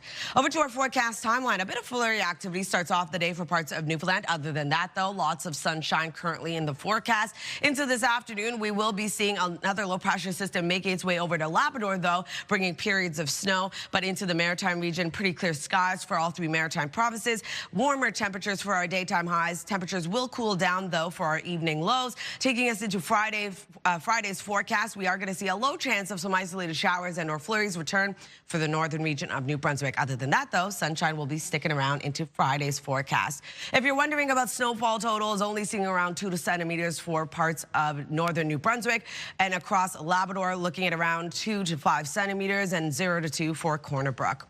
For our forecast today for New Brunswick, sunshine remains in the forecast throughout the day today. Daytime highs warming to 6 to 12 degrees. We do have a low chance of flurries and or showers into the evening, though, for northern New Brunswick. Wind gusts picking up to 40 kilometers per hour this afternoon. For Prince Edward Island, highs between 5 to 9 degrees, and that sunshine sticking around throughout your day today. Same thing goes for Cape Breton, eastern Nova Scotia. Daytime highs will warm around 3 to 11 degrees, and wind gusts of 40 into the afternoon. For the rest of Nova Scotia, highs will range from 7 to 11 degrees, being the warmest into Kentville, and sunshine starting off the day in Labrador City, a mix of sun and cloud with a high of -3. Periods of snow make its way over into the afternoon with a high of 4 degrees for St. John's, Newfoundland, looking at lots of sunshine as well. Friday's forecast, we are going to see sunshine remain the warmest day of the work week, so double-digit daytime highs. It's going to be quite a nice day ahead.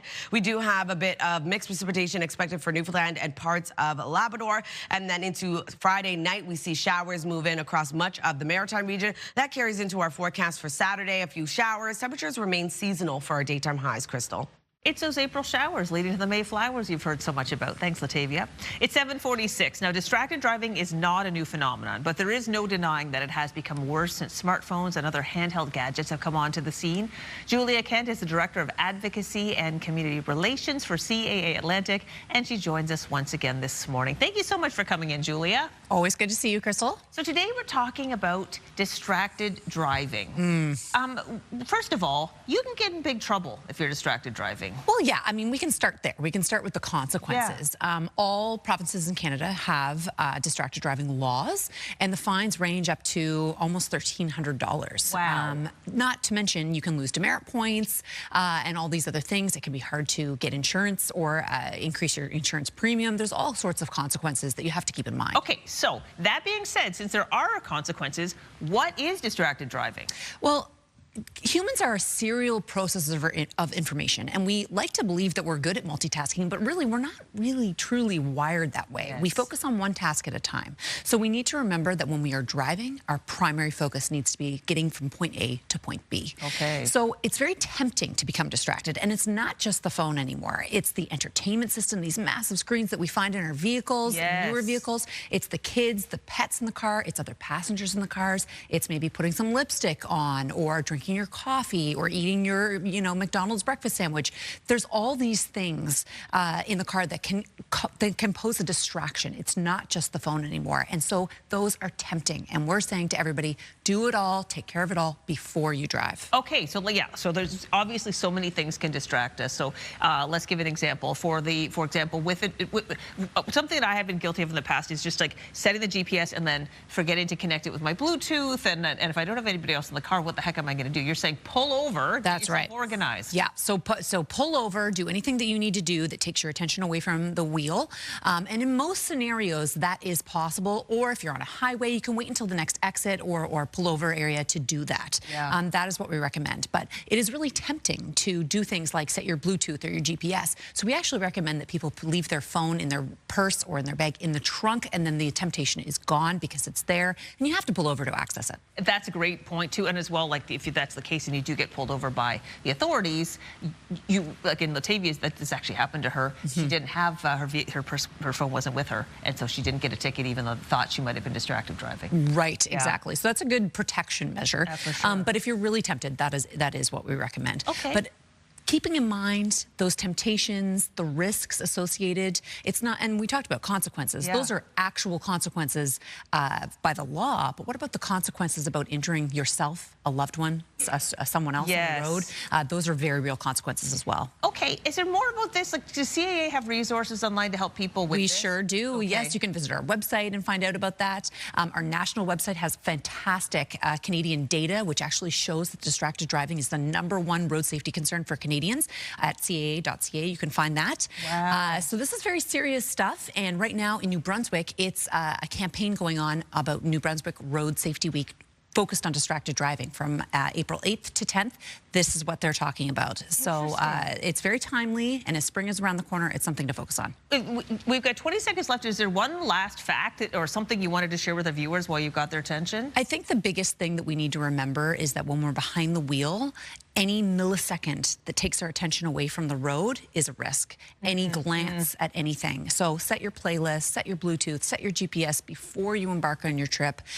Even if it's just a short trip, going from home to the grocery store, those are where accidents actually tend to happen more often. So we need to be really careful no matter how short the trip is. Do it all before you drive. Well, great to see you, Julia Kent. All right, it's always good to see you. That was Julia Kent from our partners at CAA, and we're going to turn attention over to Amanda, also wearing lilac. We all got the note this morning. Thank you so much, ladies. Health and medical news now. Alcohol use has long been linked to cancer, but new research shows how much and how consistent that use is over a lifetime may affect your risk. It's one of the topics in your health.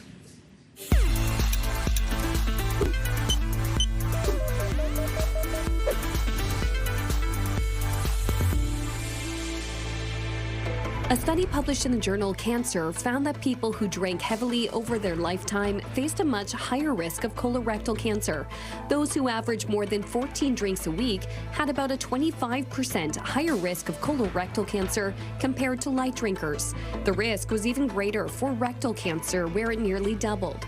The highest risk was seen in people who consistently drank heavily at every stage of adult life, with up to a 91% increase in cancer risk. The study also found that those who stopped drinking had lower risk of certain precancerous polyps, suggesting potential benefits of alcohol reduction even when done later in life. Transplant surgeries are on the rise in Canada, and the latest year's data also shows an increase in living donors. The Canadian Institute for Health Information also says there's been a decrease in deceased organ donors, but more research is needed to know why. Living donors can only provide a kidney or part of a liver, so most organ transplants rely on deceased donors. The data was released on Green Shirt Day, a national campaign to encourage people to register as organ donors.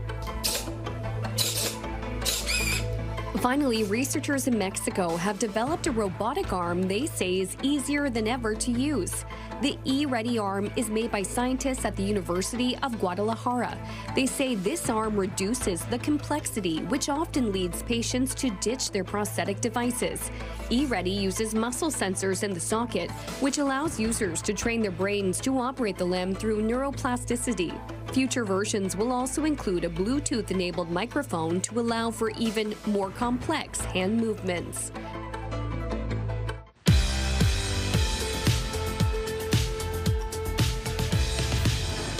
We have no milestones to pass along for you today, but if you'd like to see previously aired milestones or find out how to submit one, visit our website by scanning the QR code on your screen. And a reminder, milestones must be received 2 weeks in advance. Just want to say that ring is a channel set ring. I've learned all about wedding bands from our friends at Dinglis. I can't wait to learn more. We're going to learn more later, yeah. All right. We're going to head over to the moon now. So the Artemis 2 mission is now returning from the moon. There are many questions about how the crew actually survives while in space, including the food they eat in the capsule. Yep, ABC's Sophie Flay has some answers. From Integrity, we are ready for the event. Overnight, the Artemis 2 crew checking in as they prepare for one of the most dangerous parts of the mission, re-entry into Earth's atmosphere. They're expected to reach a speed of nearly 35,000 feet per second, ahead of splashdown off the San Diego coast tomorrow. We were asked, what are we looking forward to? And I said, splashdown. And there's so much data that you've seen already, but all the good stuff is coming back with us. There's so many more pictures, so many more stories. Beyond all that data, this mission is also testing how humans survive in space, right down to what they eat. Those are green beans. So we do have to eat our vegetables even in space. The food is designed to balance calorie needs, hydration, and nutrition, while still accommodating the astronauts' preferences. The crew started choosing their meals years ago. That's when we have crew members come in to try all the food we have to offer on the standard menu, and then work with crew members to come up with this personalized menu. Without refrigeration as an option, many meals are freeze-dried and rehydratable. The menu includes 189 items, including beverages such as coffee, lemonade, and cocoa, and food choices like tortillas, mac and cheese, and beef brisket. Some Canadian favorites are on board for mission specialist Jeremy Hansen, along with 5 different hot sauces, and for good reason. Due to the microgravity, crew members' body fluid shift upwards. That make them have like a stuffy nose sensation. You don't smell things very well in microgravity. And the smell of the food is a big part of your sensory perception of the food. The crew even has shrimp cocktail, an item that was also available to astronauts during the Apollo program nearly 60 years ago. Sophie Flay, ABC News, New York. Taking a look at our 3-day forecast yet again, starting off in New Brunswick, a high of 10 degrees. We do have a mix of sun and cloud. Into the evening, though, a low chance of flurries and or showers for the northern region. Friday, warming up to 14 degrees. Lots of sunshine. We do have a bit of isolated showers expected for parts of the province. On Saturday, across the province, showers with a high of 10. For Nova Scotia, 9 degrees with sunny skies. That sunshine sticks around on Friday, warming up to 12 degrees. 8 degrees on Saturday. We do have showers, but also seeing some sunny breaks for parts of the province. For Prince Edward Island, 8 degrees today with sunny skies. Mainly sunny on Friday with a high of 12. Evening showers. Showers continue in the forecast on Saturday, cooling down to 6 degrees.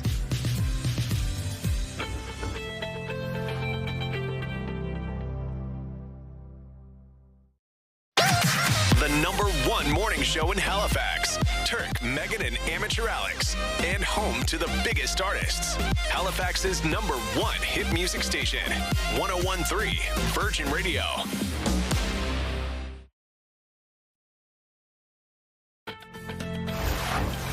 It's Thursday, April 9th. Today on Your Morning Atlantic, a fire has destroyed 3 buildings in downtown New Glasgow. Your top news headlines just ahead. And bands of gold. Wedding bands for the groom this time with our partners at English Jewelers. They've got a great selection to choose from, and we check them out just ahead on Your Morning Atlantic.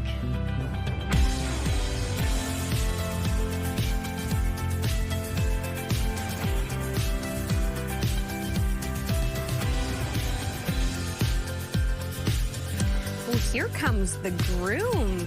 I love the idea of looking at men's wedding band options. There are a lot of them. Yeah. Yeah, because like a lot has changed over the years, and there's more variety, which is great. There really is, and bands of gold, you can get gold, but they have also different kinds of alternative metals that are a lot less expensive, and you get a lot of cool looks. Oh yeah, I remember tungsten was really big for men Yes. bands back in like early 2000s. Yeah, that's true too. I wonder what's trending, what's lasting the test of time, and different people have metal sensitivities too, That's right? true. Or jobs where they're like, listen, I really need a ring that can last. Oh yeah. And for sure, anyway, that was a really fun segment, all of the wedding bands for sure. I'm looking forward to heading to Truro to talk about that a little bit later in the show. Weather-wise today, it looks pretty glorious, I have to say. Yeah, it's pretty nice. Although cool early this morning, the sun is shining, clear skies for much of the region. So it's going to be a lovely day to head out, explore, get some fresh air. Just mentioning, as I just said, early this morning, it is a bit cooler, especially when you factor in the wind chill. It's a bit breezy for parts of Atlantic Canada early on, so just something to keep in mind when you are heading out. -2 degrees starting off your day in Fredericton and Charlottetown, -3 in Halifax, -6 in Sydney, -5 into St. John's, Newfoundland. Here's a look at that wind chill, but temperatures will rise a little bit later on. We're looking at above seasonal daytime highs headed our way. Still a risk of frostbite though for parts of Labrador early this morning. Active weather is in the forecast for parts of the region. We're looking at a bit of flurry activity early this morning for parts of Newfoundland. That will clear out, though, seeing lots of sunshine into the afternoon. But for the afternoon into parts of Labrador, periods of snow will move back in. But other than that, sunshine across much of the region. In terms of the wind for the maritime region, starting off light, will continue to pick up into the afternoon. As of right now, 26 kilometers per hour in North Cape, 15 in Moncton, 13 in Sydney and in Halifax. No wind gusts to report at this time, though. We'll take another look at your forecast just ahead. First, a look at your local news with Amanda. Thanks, Latavia. A portion of Provost Street in New Glasgow remains closed this morning as emergency crews investigate a large fire downtown. New Glasgow's mayor confirming to CTV News 3 buildings were destroyed and others were damaged. In a statement via email, Mayor Nancy Dix calls it a very sad day for our community. We're told the New Glasgow Fire Department will provide more information later today. Provost is closed between McLean and Jury Streets. Fire and police teams still remain on site this morning. Now, there's also no word on how the Wednesday afternoon fire started, and at this point, there are no reported injuries. A highway in New Brunswick remains closed this morning following a fuel spill. Route 1 is closed in both directions between Hampton and Quispam-Sis. Reports from the area indicate a double-long fuel truck overturned on the highway. New Brunswick EMO says this is expected to be about a 12-hour closure as remediation work is carried out. A local detour is in place. There's no word this morning on what caused the crash or the extent of any injuries. CTV News has reached out to officials for more information. A 45-year-old Sydney woman is in custody after being charged with second-degree murder. Cape Breton Regional Police say they were called to this home on Ryan Street around 1 a.m. Tuesday, where they found the body of a 47-year-old man. Police said they arrested a woman at the home at that time. On Wednesday, they charged that woman, Carrie Ann Wools, with second-degree murder. She's been remanded to the Cape Breton Regional Correctional Center. Police say the two people knew each other and that they are treating this as an isolated incident with no further risk to public safety. The man's identity has not been released. A Cape Breton man who had been missing since late March has been found dead. Police say the body of Connor McDonald was found Tuesday afternoon in a wooded area off Moosehead Trail in Myra. Searches for McDonald took place throughout the Easter long weekend. A new set of footprints were found, which led to a helicopter and drone search. The drone operator then found the human remains. Police do not believe foul play was a factor in his death. The New Brunswick government is spending millions of dollars to get ready for wildfire season. The province is adding more than 70 new year-round forest rangers and spending $3 million on new aircraft that can scoop water from rivers and lakes. It's also spending millions on new preparedness investments. Premier Susan Holt says her government is preparing for wildfire season early because of record low precipitation and prolonged drought conditions. The group that wants to bring 2 captive killer whales from France to a proposed seaside refuge in Nova Scotia says it recently received a $3 million private donation. Last month, the U.S.-based Whale Sanctuary Project announced that it had begun clearing land at the 12-hectare site at Wine Harbour in eastern Nova Scotia. Organizers say a large sea pen with floating nets should be completed by the second half of this year, almost 7 years after the project was first announced. The group also confirming that the French government has yet to decide what to do with the 2 whales, even though it had committed to making a decision by the end of March. Finally, an extremely unusual sighting that somehow happened twice in the same day. So yes, that's an escaped ostrich sprinting down a highway in Thailand.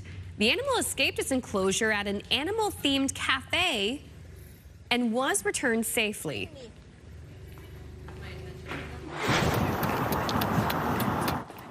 Meantime, over in Beijing, another ostrich trotting down the street with an unexpected police escort. The bird was reportedly caught and returned to its owner. My goodness. I know. The bird's loose on the run. What? It was like National Release the Ostrich Day. They have, I don't know what they are. They could be ostriches, could be emus. I'm not sure, but there is a selection of large birds very similar to that at the Shubenacadie Wildlife Park. Right. And it's fun to go see them because they're brown, but they're white and fluffy, kind of like under the wing and at the back. Yeah. They look like can-can dancers. They really do. They long legs. You really need to go check them out. Well, I mean, listen, those legs can move because they were... Clearly. Oh, yeah. You were booking it down the road. I appreciate staying in the lane. Yeah. Right? No, Yeah. Nothing if not. Talk about distracted driving. How would you not be distracted if you saw that? Officer, there was an ostrich. Exactly. All right. There is a bird in BC, not an ostrich. Okay. It is a raven, but it has a talent that folks are raving about.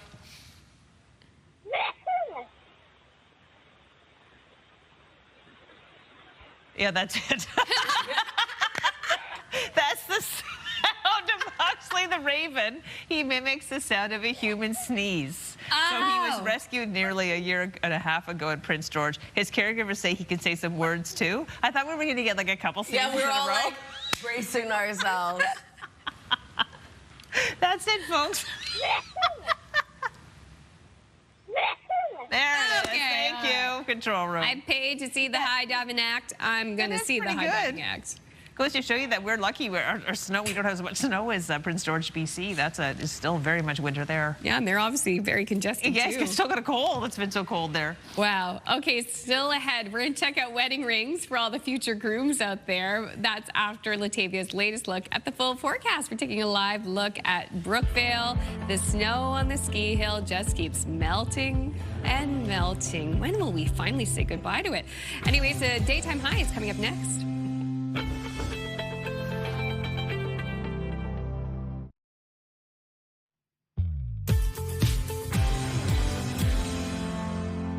Good morning, Atlantic, Canada. The time now is 8:11. We're taking a live look at clear skies, a sunny start to the day over in Lunenburg. Currently -1, so it's a bit chilly starting off your day. Keep that in mind when you are heading out. But we are going to see above seasonal daytime highs headed our way for much of the region a little bit later on. So cool to start, warmer into the afternoon. As of right now, -1 heading outdoors in Fredericton as well as into Halifax, -2 degrees in Sydney, 0 in Charlottetown, -4 starting off your day in St. John's, Newfoundland. So already seeing temperatures start to rise. Over to our forecast timeline. Pretty clear skies for much of Atlantic Canada. A bit of active weather in the forecast, though. We do have some flurry activity for parts of Newfoundland. Other than that, that will start to clear out, leaving sunshine for much of Newfoundland. Into Labrador, though, this afternoon, we will be seeing periods of snow start to make its way over to parts of that province. But we are going to see those clear skies remain in the forecast for the Maritime region. Temperatures warming back up before cooling down for our overnight lows. And we do have a low chance of some isolated showers and or flurries returning for the northern region of New Brunswick, taking us into early Friday morning, where we do have sunshine in the forecast yet again. If you're wondering about snowfall totals, only seeing around 2 centimeters of accumulation for Edmonton. Across Labrador, looking at around 2 to 5 centimeters of accumulation and only around 2 centimeters for Corner Brook. For forecast today for New Brunswick, temperatures rising around 6 to 12 degrees for our daytime highs. Lots of sunshine across the province, as I had mentioned, though, into the evening hours. A low chance of some isolated showers and or flurries for northern New Brunswick. Prince Edward Island, lots of sunshine throughout your day today. Daytime highs between 5 to 9. Wind will be picking up into the afternoon out of the southwest, 20 gusting to 40. Same thing goes for Cape Breton Island, eastern Nova Scotia. Daytime highs ranging from 3 to 11. We are going to see that sunshine sticking around throughout your day. And same thing thing for the rest of Nova Scotia. Daytime highs between 7 to 11 degrees, sunny skies with wind gusts of 40. For Labrador City, we are going to see a sunny start to the day. A mix of sun and clouds starts off your day. A low pressure system moves in, bringing periods of snow into the afternoon, a high of -3. 4 degrees for St. John's, Newfoundland, looking at lots of sunshine. We do have increasing cloudiness into the afternoon, but still being left with a mix of sun and cloud. Friday's forecast, the warmest day of the work week. Double-digit daytime highs headed our way yet again above seasonal. We are going to see sunshine for much of the region, but a bit of mixed precipitation tracking across parts of Labrador and into Newfoundland. And then into Friday night, carrying into early Saturday. We do have a wet start to the day. Showers expected for all 3 maritime provinces. Temperatures cool, but still remain seasonal for the most part. And we are going to see a bit of mixed precipitation looming into parts of Newfoundland. That's a look at your weather forecast. Going to throw things over to Amanda. Thanks, Latavia. The conflict in the Middle East is taking another turn. Iran has reportedly closed the Strait of Hormuz again after allegedly agreeing to reopen it as part of a ceasefire deal with the U.S. Meanwhile, new Nanos research shows Atlantic Canadians are more likely than the national average to report believing that the recent oil price increases will have a negative long-term impact on the Canadian economy. For more on this, we bring in CTV's Scott Hurst. Scott, let's begin with the latest on the ceasefire agreement. Good morning, Amanda. The tentative agreement really is on shaky ground as both sides, the U.S. and Iran, are preparing for talks in Pakistan this weekend. That country really has emerged as a potential key mediator. Now, in terms of the ceasefire, Israel's airstrikes in Lebanon targeting Hezbollah have intensified, causing the deadliest day since the war began. Also, Iran still has a stranglehold over the Strait of Hormuz.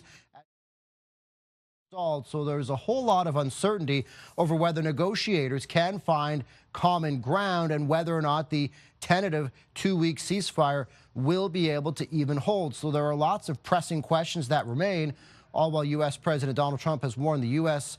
would hit Iran even harder than before if it did not reach, as Trump put it, a real agreement. Now, in terms of the talks that are coming up this weekend in Pakistan, the U.S. delegation will be led by Vice President J.D. Vance, Special Envoy Steve Witkoff, and Jared Kushner. They'll be in Pakistan this weekend, Amanda.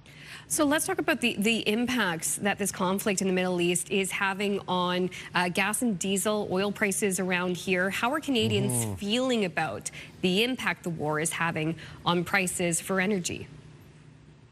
There is already lots of concern about the impact it is having on the price we have to pay, not just for gas immediately, but potentially on a whole host of other items. So a new Nanos poll for CTV News asked the question, what impact do you think recent oil price increases will have on the Canadian economy? 9 in 10 ultimately say it won't be good. And of course, all of us are feeling some sort of strain on our wallet already and fear higher energy costs could drive up prices a lot more on a whole host of items. And to break down this number even further, 42% say it'll have a negative long-term impact, the recent oil price increases, and 46% say it'll have a negative short-term impact. And as you pointed out in the intro, you folks in Atlantic Canada are much more likely than the national average to believe that the recent oil price increases will have a negative long-term impact on the Canadian economy. So there's lots of concern already, Amanda, about the immediate impact it's having. And we're seeing the video there of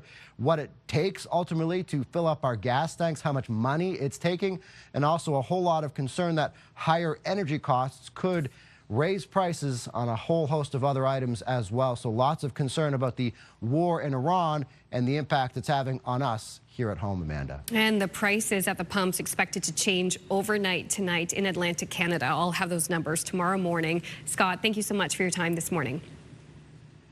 Thanks, Amanda. CTV Scott Hurst reporting live for us from our national newsroom in Toronto.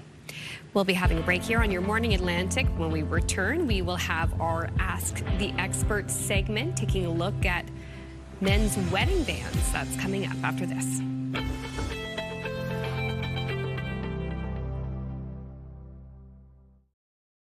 Move Mornings with Aaron and Peter. Weekday mornings on Move 100. The most fun in the morning.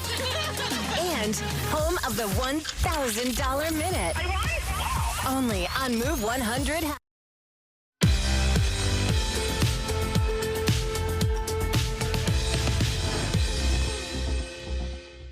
We are at English Jewelers headquarters in Truro, and today I'm joined again by Tracy, and we're going to continue our conversation about wedding bands. But today we're talking about men's bands. Oh my gosh, so many options. Yes, there really is. So one thing we always recommend is thinking about how the bride and groom's rings will coordinate together. For example, so if the bride has a yellow gold pave band, the groom might choose something like a tungsten band with gold accents so that the rings really complement each other while still reflecting each person's style. So other couples prefer something very classic, like a simple pair of gold bands, and that's always a timeless option. It's a great option. You can't go wrong with that. It's nice to have the option for the band too, especially if it's very like a high stone engagement ring. It's nice to have the option for the band for the woman as well. Yes, absolutely. Okay, back to the men though. We're talking about materials today. Different materials for men are available. Yeah, that's right. So gold is still, of course, the most traditional option and versatile choice, but we also carry modern metals. So that's like tungsten and tantalum, which are very affordable options and offer a very contemporary look. But I will add that some alternative metals can't be resized or cut off easily in case of an emergency. So that's where our team always help guide couples and helps them understand the pros and cons so that they can choose the material that's right for them. And men's bands can be custom as well. Absolutely. Custom work is something we do a lot of here. Our in-house goldsmiths work closely with couples to create something truly meaningful. So for example, we've taken a grandfather's wedding band and repurposed the gold to create a new ring for the groom, which adds really special family connection there. I love that idea. Yeah. Oh my gosh, that's a beautiful, beautiful idea.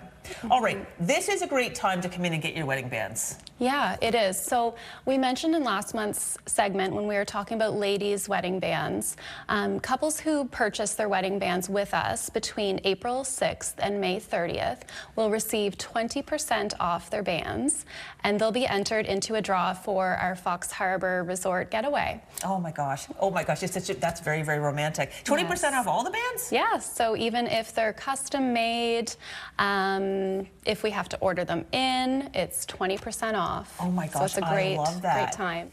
All right, before we go, since I have you, you were teaching me a little something about how wedding bands are worn. And so you can wear them any way you like. But in this case, you wear the band first. Why is that? Yes. So traditionally, they say that you wear your wedding band closest to your heart, and you place the engagement ring over it after the ceremony. You know, some brides wear their engagement ring on their opposite hand the day of the wedding, or don't wear it at all. So after the wedding, after the ceremony, you just place it back on, and you're good to go. Okay. Now, what if this, for example, this is not my actual wedding, this is my dream wedding ring, perhaps. It's moving around a lot because it's such a large stone. Yes, so that's when we recommend after the wedding to come in and get them soldered together. So basically, it's a preventative. It keeps your rings from wearing and tearing on the back over time and just keeps everything in place. Yeah, and then of course you want to come in regularly and have them maintained at least once a year for sure. Absolutely, yes. All right, Tracy, we've learned something today, we've dreamed a little bit today, and we've let people know about some great opportunities for wedding bands. Thank you so much. Yes, thank you for having me. And we put all the information about English Jewelers on our website. Very good piece. I love, oh my gosh, so yeah, the band, if you want to follow the rules, the band goes first, then the engagement ring, so it's closest to your heart. Okay, good to know. I know. All right, we're going to switch things up, talk about this story now. Canadian astronaut Jeremy Hansen and the rest of the Artemis crew received the ultimate long-distance phone call from the Prime Minister last night. Yep, CTV's Genevieve Beauchemin has the details. We've all been watching and inspired. Prime Minister Mark Carney dialed up Canadian pride as he reached astronaut Jeremy Hansen and his 3 American colleagues en route back to Earth. And his first question about collaboration, a nod to Canada-U.S. relations, well, in space. I mean, this is such a unique example for the world and beyond. You can see we got our flags here together. We're better together. Carney did have a pointed question regarding a jar of Nutella that was spotted floating through the capsule earlier in the mission. One point of reassurance that the preference is for maple syrup over Nutella on your pancakes in the morning. I hope. Absolutely, sir. I can send Christina to get the syrup right away. That's the syrup floating by. Moments of levity mixed with talk of the risks of spaceflight and what the mission has meant to so many Canadians. All of you four have been really, really good news. Industry Minister Mélanie Joly also spoke to Hansen about good news in space at a time of difficult news here on Earth. A moment of unity in the midst of difficult geopolitical times. Before you leave us, Prime Minister, I did want to show you this. Hansen also had a gift for Carney, a patch, that maple leaf that has been so proudly flying in space. So I wrote your name on the back, well, your title on the back. Make sure that it gets to you. Carney also said he was proud to hear French spoken in space and issued an invitation to the crew to come to Ottawa once they're back on Earth. Geneviève Beauchemin, CTV News, Longueuil, Quebec. Taking another look at our 3-day forecast, warming up to 10 degrees today for New Brunswick. Lots of sunshine throughout your day. A low chance of showers and or flurries for the northern region this evening. On Friday, 14 degrees, lots of sunshine. We do have isolated showers into the afternoon. And on Saturday, 10 degrees with showers across the province. For Nova Scotia, 9 degrees and sunny skies. On Friday, sunshine continues, warming up to 12. 8 degrees on Saturday. Showers start off the day for parts of the province, but we will be seeing sunshine for others. Prince Edward Island looking at a high of 8. Sunny skies, mainly sunny on Friday with a high of 12. Evening showers. Showers continue in the forecast on Saturday with a high of 6.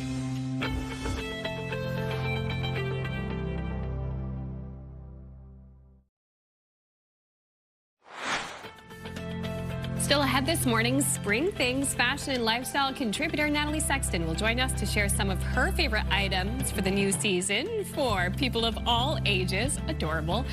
That's coming up in the last 30 minutes of Your Morning Atlantic.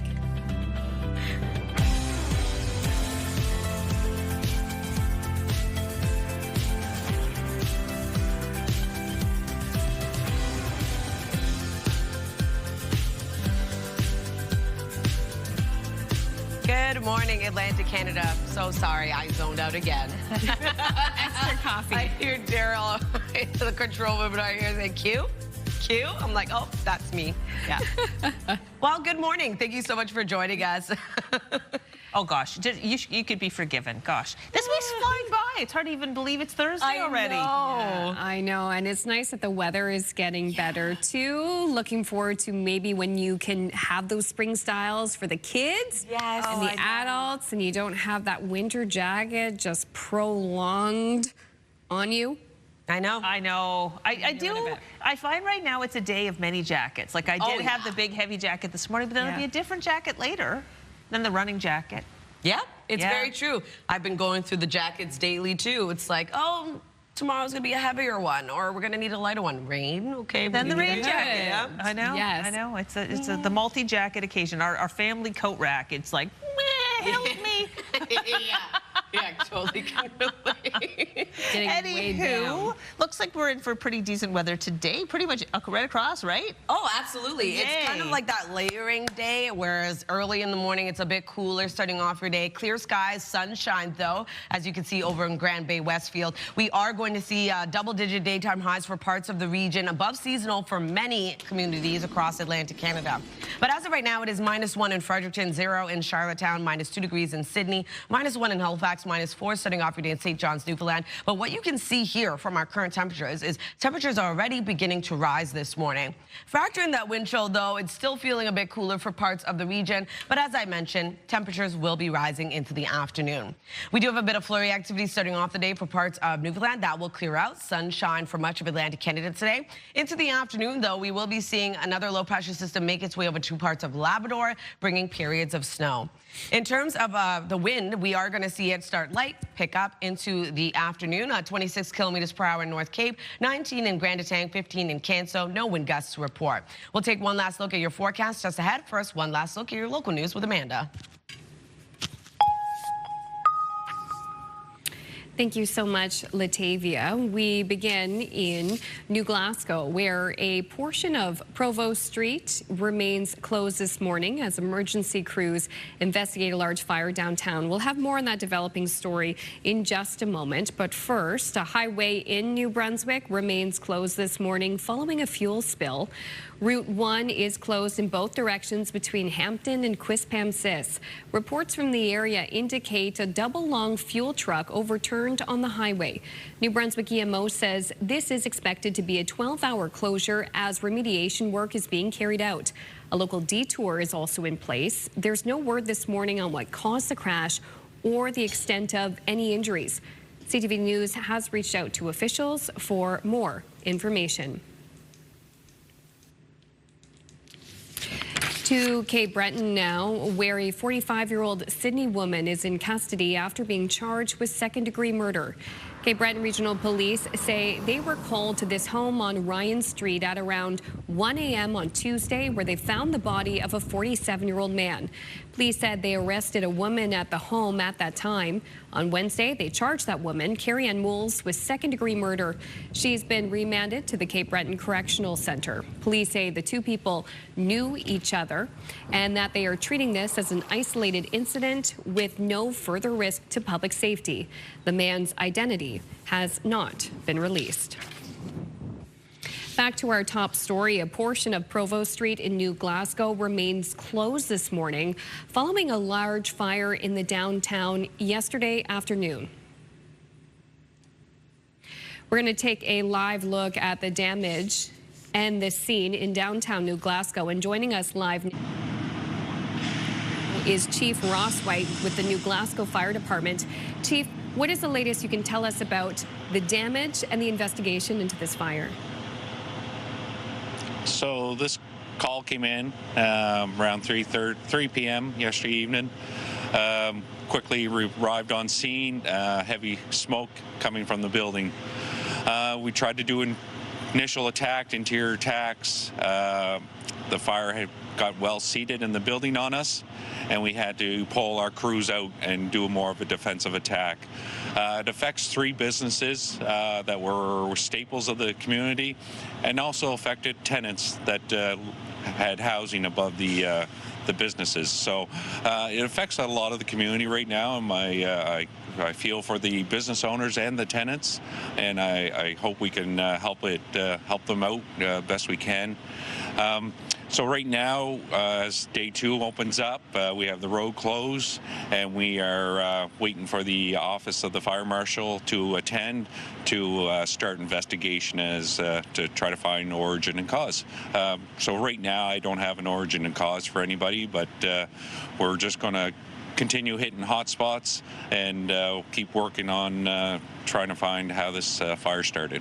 Could you say at this point if this is considered suspicious? No, not at this point. I'm leaning more towards accidental, but again, I can't confirm that yet until we get into there to do investigation.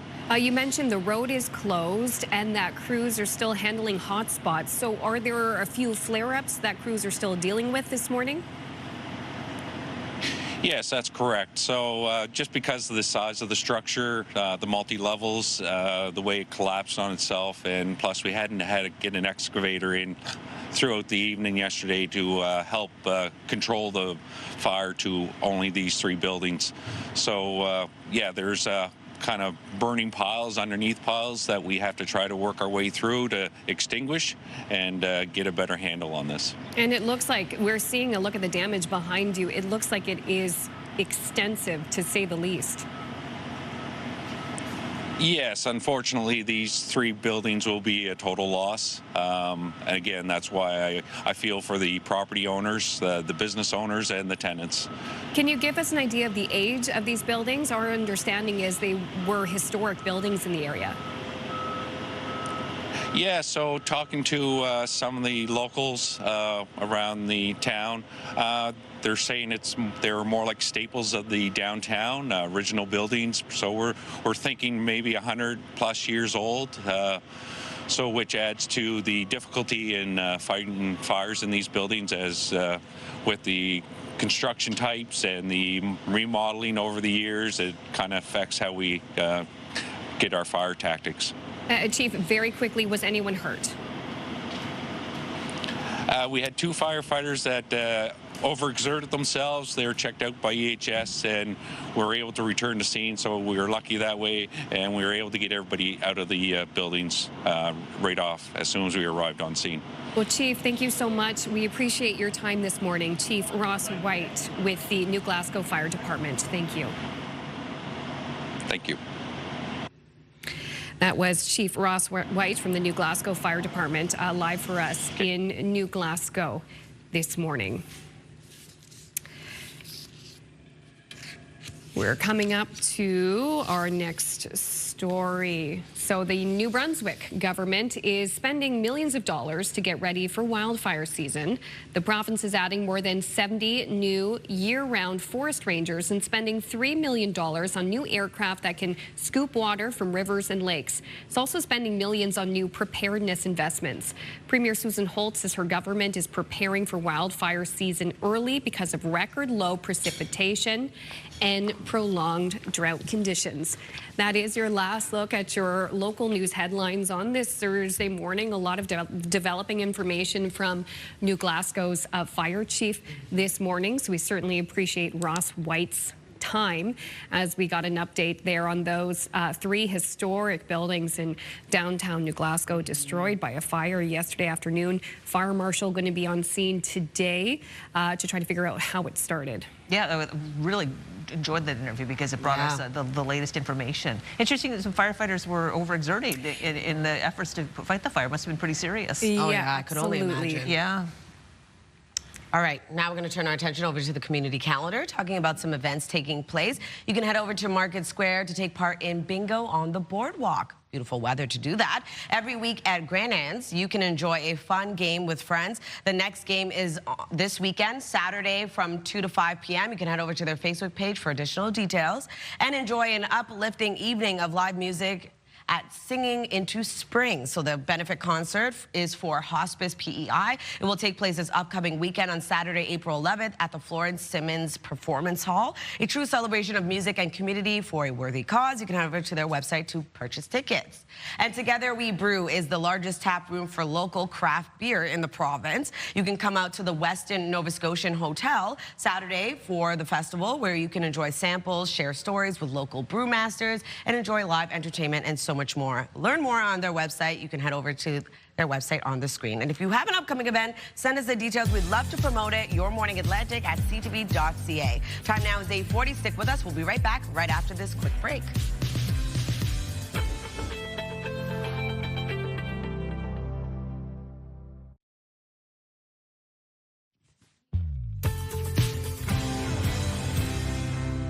Welcome back. The time now is 8:43. We're taking a live look at a beautiful sunny start to the day over in Halls Harbor. -2 degrees starting off your day. So it is cool to start, but temperatures are already beginning to rise, and we will be seeing above seasonal daytime highs headed our way. As of right now, -1 as you head outdoors in Fredericton as well as into Halifax. -2 degrees over in Sydney. 0 starting off your day in Charlottetown. -4 currently in St. John's, Newfoundland. Over to our forecast timeline. A bit of flurry activity starts off the day for parts of Newfoundland. Other than that, though, lots of sunshine in the forecast. Into the afternoon, we have another low pressure system making its way over. Periods of snow will start to move into parts of Labrador and into the Maritime region. Temperatures warm into the afternoon, cooling down just a bit into the overnight hours. Pretty clear skies with a bit of cloud coverage returning for parts of northern New Brunswick. We do have a low pressure system making its way over. A low chance of some isolated showers and or flurries returning for the northern region. If you're wondering about snowfall totals, only seeing around 2 centimeters of accumulation for Edmundston, around 2 to 5 centimeters across Labrador, and only around 0 to 2 for Corner Brook. Lots of sunshine in the forecast today for New Brunswick. Daytime highs will be warming up around 6 to 12 degrees today. Sunny skies, evening flurries and or showers for the northern region of the province, and wind picking up this afternoon out of the south, 20 gusting to 40 kilometers per hour. Prince Edward Island, sunshine today and daytime highs between 5 to 9 degrees, being the warmest into Charlottetown. And then for Cape Breton, eastern Nova Scotia, also seeing a warm up. Daytime highs ranging from 3 to 11 degrees. Lots of sunshine really extending the forecast right across Nova Scotia, with daytime highs between 7 to 11. being the warmest into Kentville. Wind gusts also getting up to 40 kilometers per hour this afternoon. A high of -3 degrees for Labrador City. We are starting off the day with sunshine, a mix of sun and cloud. We do have that low that will make its way over into the afternoon, bringing periods of snow. 4 degrees for St. John's, Newfoundland. Lots of sunshine with increasing cloudiness into the afternoon, but still being left with a mix of sun and cloud. Friday's forecast, the warmest day of the work week, double-digit daytime highs above seasonal yet again. Sunshine sticking around for parts of Atlantic Canada. We do have a bit of mixed precipitation, though, expecting a low chance of showers and or flurries for Labrador, parts of Newfoundland. Friday night, showers move in for the Maritime region. That carries into our forecast for Saturday. Seasonal daytime highs, but a wet day ahead as we do have a few showers tracking across much of the region. That's a look at your weather forecast. Going to throw things over to Crystal and Natalie. Spring has officially sprung, and with the arrival of springier weather, many of us feel inspired to refresh our looks and routines. Our next guest has some simple suggestions to bring spring into our lives at last. Please welcome our partner, lifestyle contributor, and friend of the show, Natalie Sexton. Good morning, Natalie. Hi, good morning. So good to see you. So great to see you. And yes, anything spring, we are here for it. Let's start with putting on a pair of rose-colored glasses, so to speak. I love that. That is the perfect segue to talk about Specsavers. So as you said, we want to definitely refresh things when spring rolls around. So a fun way to do that is with a beautiful, colorful pair of frames. The great thing about Specsavers is you can head to their website, specsavers.ca, and you can do a virtual try-on, which is so fun. So it's a great way to kind of experiment maybe with different lens styles, different frame styles, different colorways. You can also head to any of their stores. The cool thing is you can also book an eye test as well, which is awesome. It's sort of like a one-stop shop in store. They're so friendly. It's really, really a really wonderful process when you do pop in there. You can see I'm wearing some very cool sunglasses as well. So they kind of do a little bit of everything there. I love color, and a couple of my favorites are the Peyton lens, and that's a beautiful forest green color. And then, of course, Merlot. We love a Merlot anytime, especially when we're wearing it as really cute glasses. So you definitely want to check them out. I think that's such a fun, cool upgrade for sure this spring. Yeah, I like the clear ones on you, but that's a conversation for another time. All right, what's jumping out to you in spring fashion? Let's talk Giant Tiger. You know, Giant Tiger is definitely one of my favorite one-stop shops for the entire family. And I have to bring you some fashion here. So I found some really, really great pieces. Of course, for my granddaughter, Mavis, I found some really cute, I love the mix and match items that they have there. So you can head over to the children's section, and there's lots of cool options. Like you can get 2 pairs of leggings for $10. You can get 2 really cute tops for $10. They're really easy to throw in the wash, easy wear, fun, trendy colors, great way to mix and match, and then really, really cute rain gear as well. I grabbed Mavis a really fun raincoat, and that was under $20. And of course, the cute little dresses too. And then for women, I always find the coolest pieces at Giant Tiger. Like it's one of those places I wear these pieces out, and, you know, somebody will come up and say, I love your dress. Where's that from? And I'm like, Giant Tiger. And it was $25. Wow. I think definitely in the spring, it's a great time to add those great pops of color, you know, florals and prints. And again, not breaking the bank. They also have really cool denim pieces. You can see that great denim dress that I've got on there. That's under $30. You'll also see me sporting it on Instagram. They're fun pieces that we can mix and match. And again, not break the bank in store and at gianttiger.com. Perfect. Okay, you got some fabulous boots. Are those by that Hamilton company? They are. They're from Baffin. You know, they're near and dear to my heart. I love their boots in the winter for sure. You know, they're definitely all about function, and certainly we got to add a little bit of fashion in there too. Boots for the entire family. I love the Ice Castle boots. Megan, my daughter, and Mavis both have their Baffin boots. The nice thing about the Ice Castles is we can transition them from winter to spring because they have this really great liner inside that we can pop out as the temperatures get warmer, but they're definitely going to keep the kiddos' feet dry. And then great selection here for men and women in their rubber boots. They also have really cool, they're called their patio clogs, and these are awesome for gardening, for camping. You can throw them on. I absolutely love that beautiful sea green color that you're seeing there as well. Aren't they so fun and cool? The storm boots, great option. So these are like your go-to heavy-duty rubber boots, and then the Brook style are really fun and fashionable, again, in that sea green color. Well, you got love me that. on the Baffin boots train, and I don't want to get off. It's just the great, and I love it's a Canadian company. Okay, we're almost out of time, but we do have time to talk about one more spring health suggestion.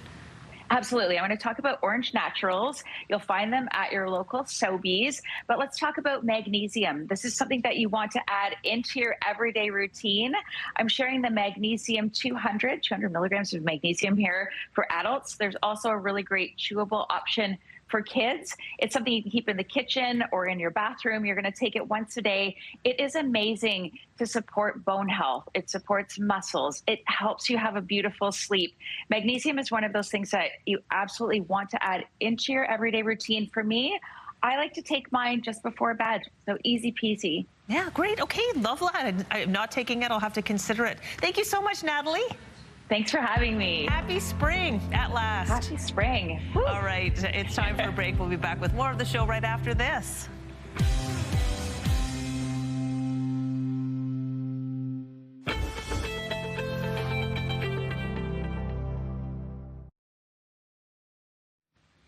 Welcome back. We've all been paying such close attention to the Artemis 2 mission. So cool and historic. So we were thinking, like, if you were going into space, you one person. You take one person with you. Who would you take and why would you take? So here are some of your answers. Jim says, I agree with Amanda. I would take my wife. Aww. She's my soulmate and we do so many projects together. Hear, hear. Isn't that sweet? Crystal and I were on Team Partner. Yeah, totally. This is a throwback. Jennifer from St. John says, I would want to go to space with Anna Almeida. She seems so fun, even when she's scared to do That's great. Oh my gosh, Anna would be so happy to hear this. She'd be so, I'm definitely going to send her a message, say, you know, people are thinking of you all the time. And also, too, LJ from Middleton says, who I take to the moon is dependent on if I'm bringing them back or not. Seriously, though, I'm like you guys, and I would take my spouse so we could experience it together. Aww. Yeah, so thanks for taking the time to send us a message and take part of our chat. We'd love to hear from you. Yay. Love those answers. All right, we have time for the last laugh today, so let's Okay. do it. I think no one knows better than Latavia that toddlers kind of live in their own little world. But there's a social media trend right now kind of showing toddlers doing things like cartwheels or, you know. This one's funny, though. This is a toddler who's doing the robot. Are you Robot Man?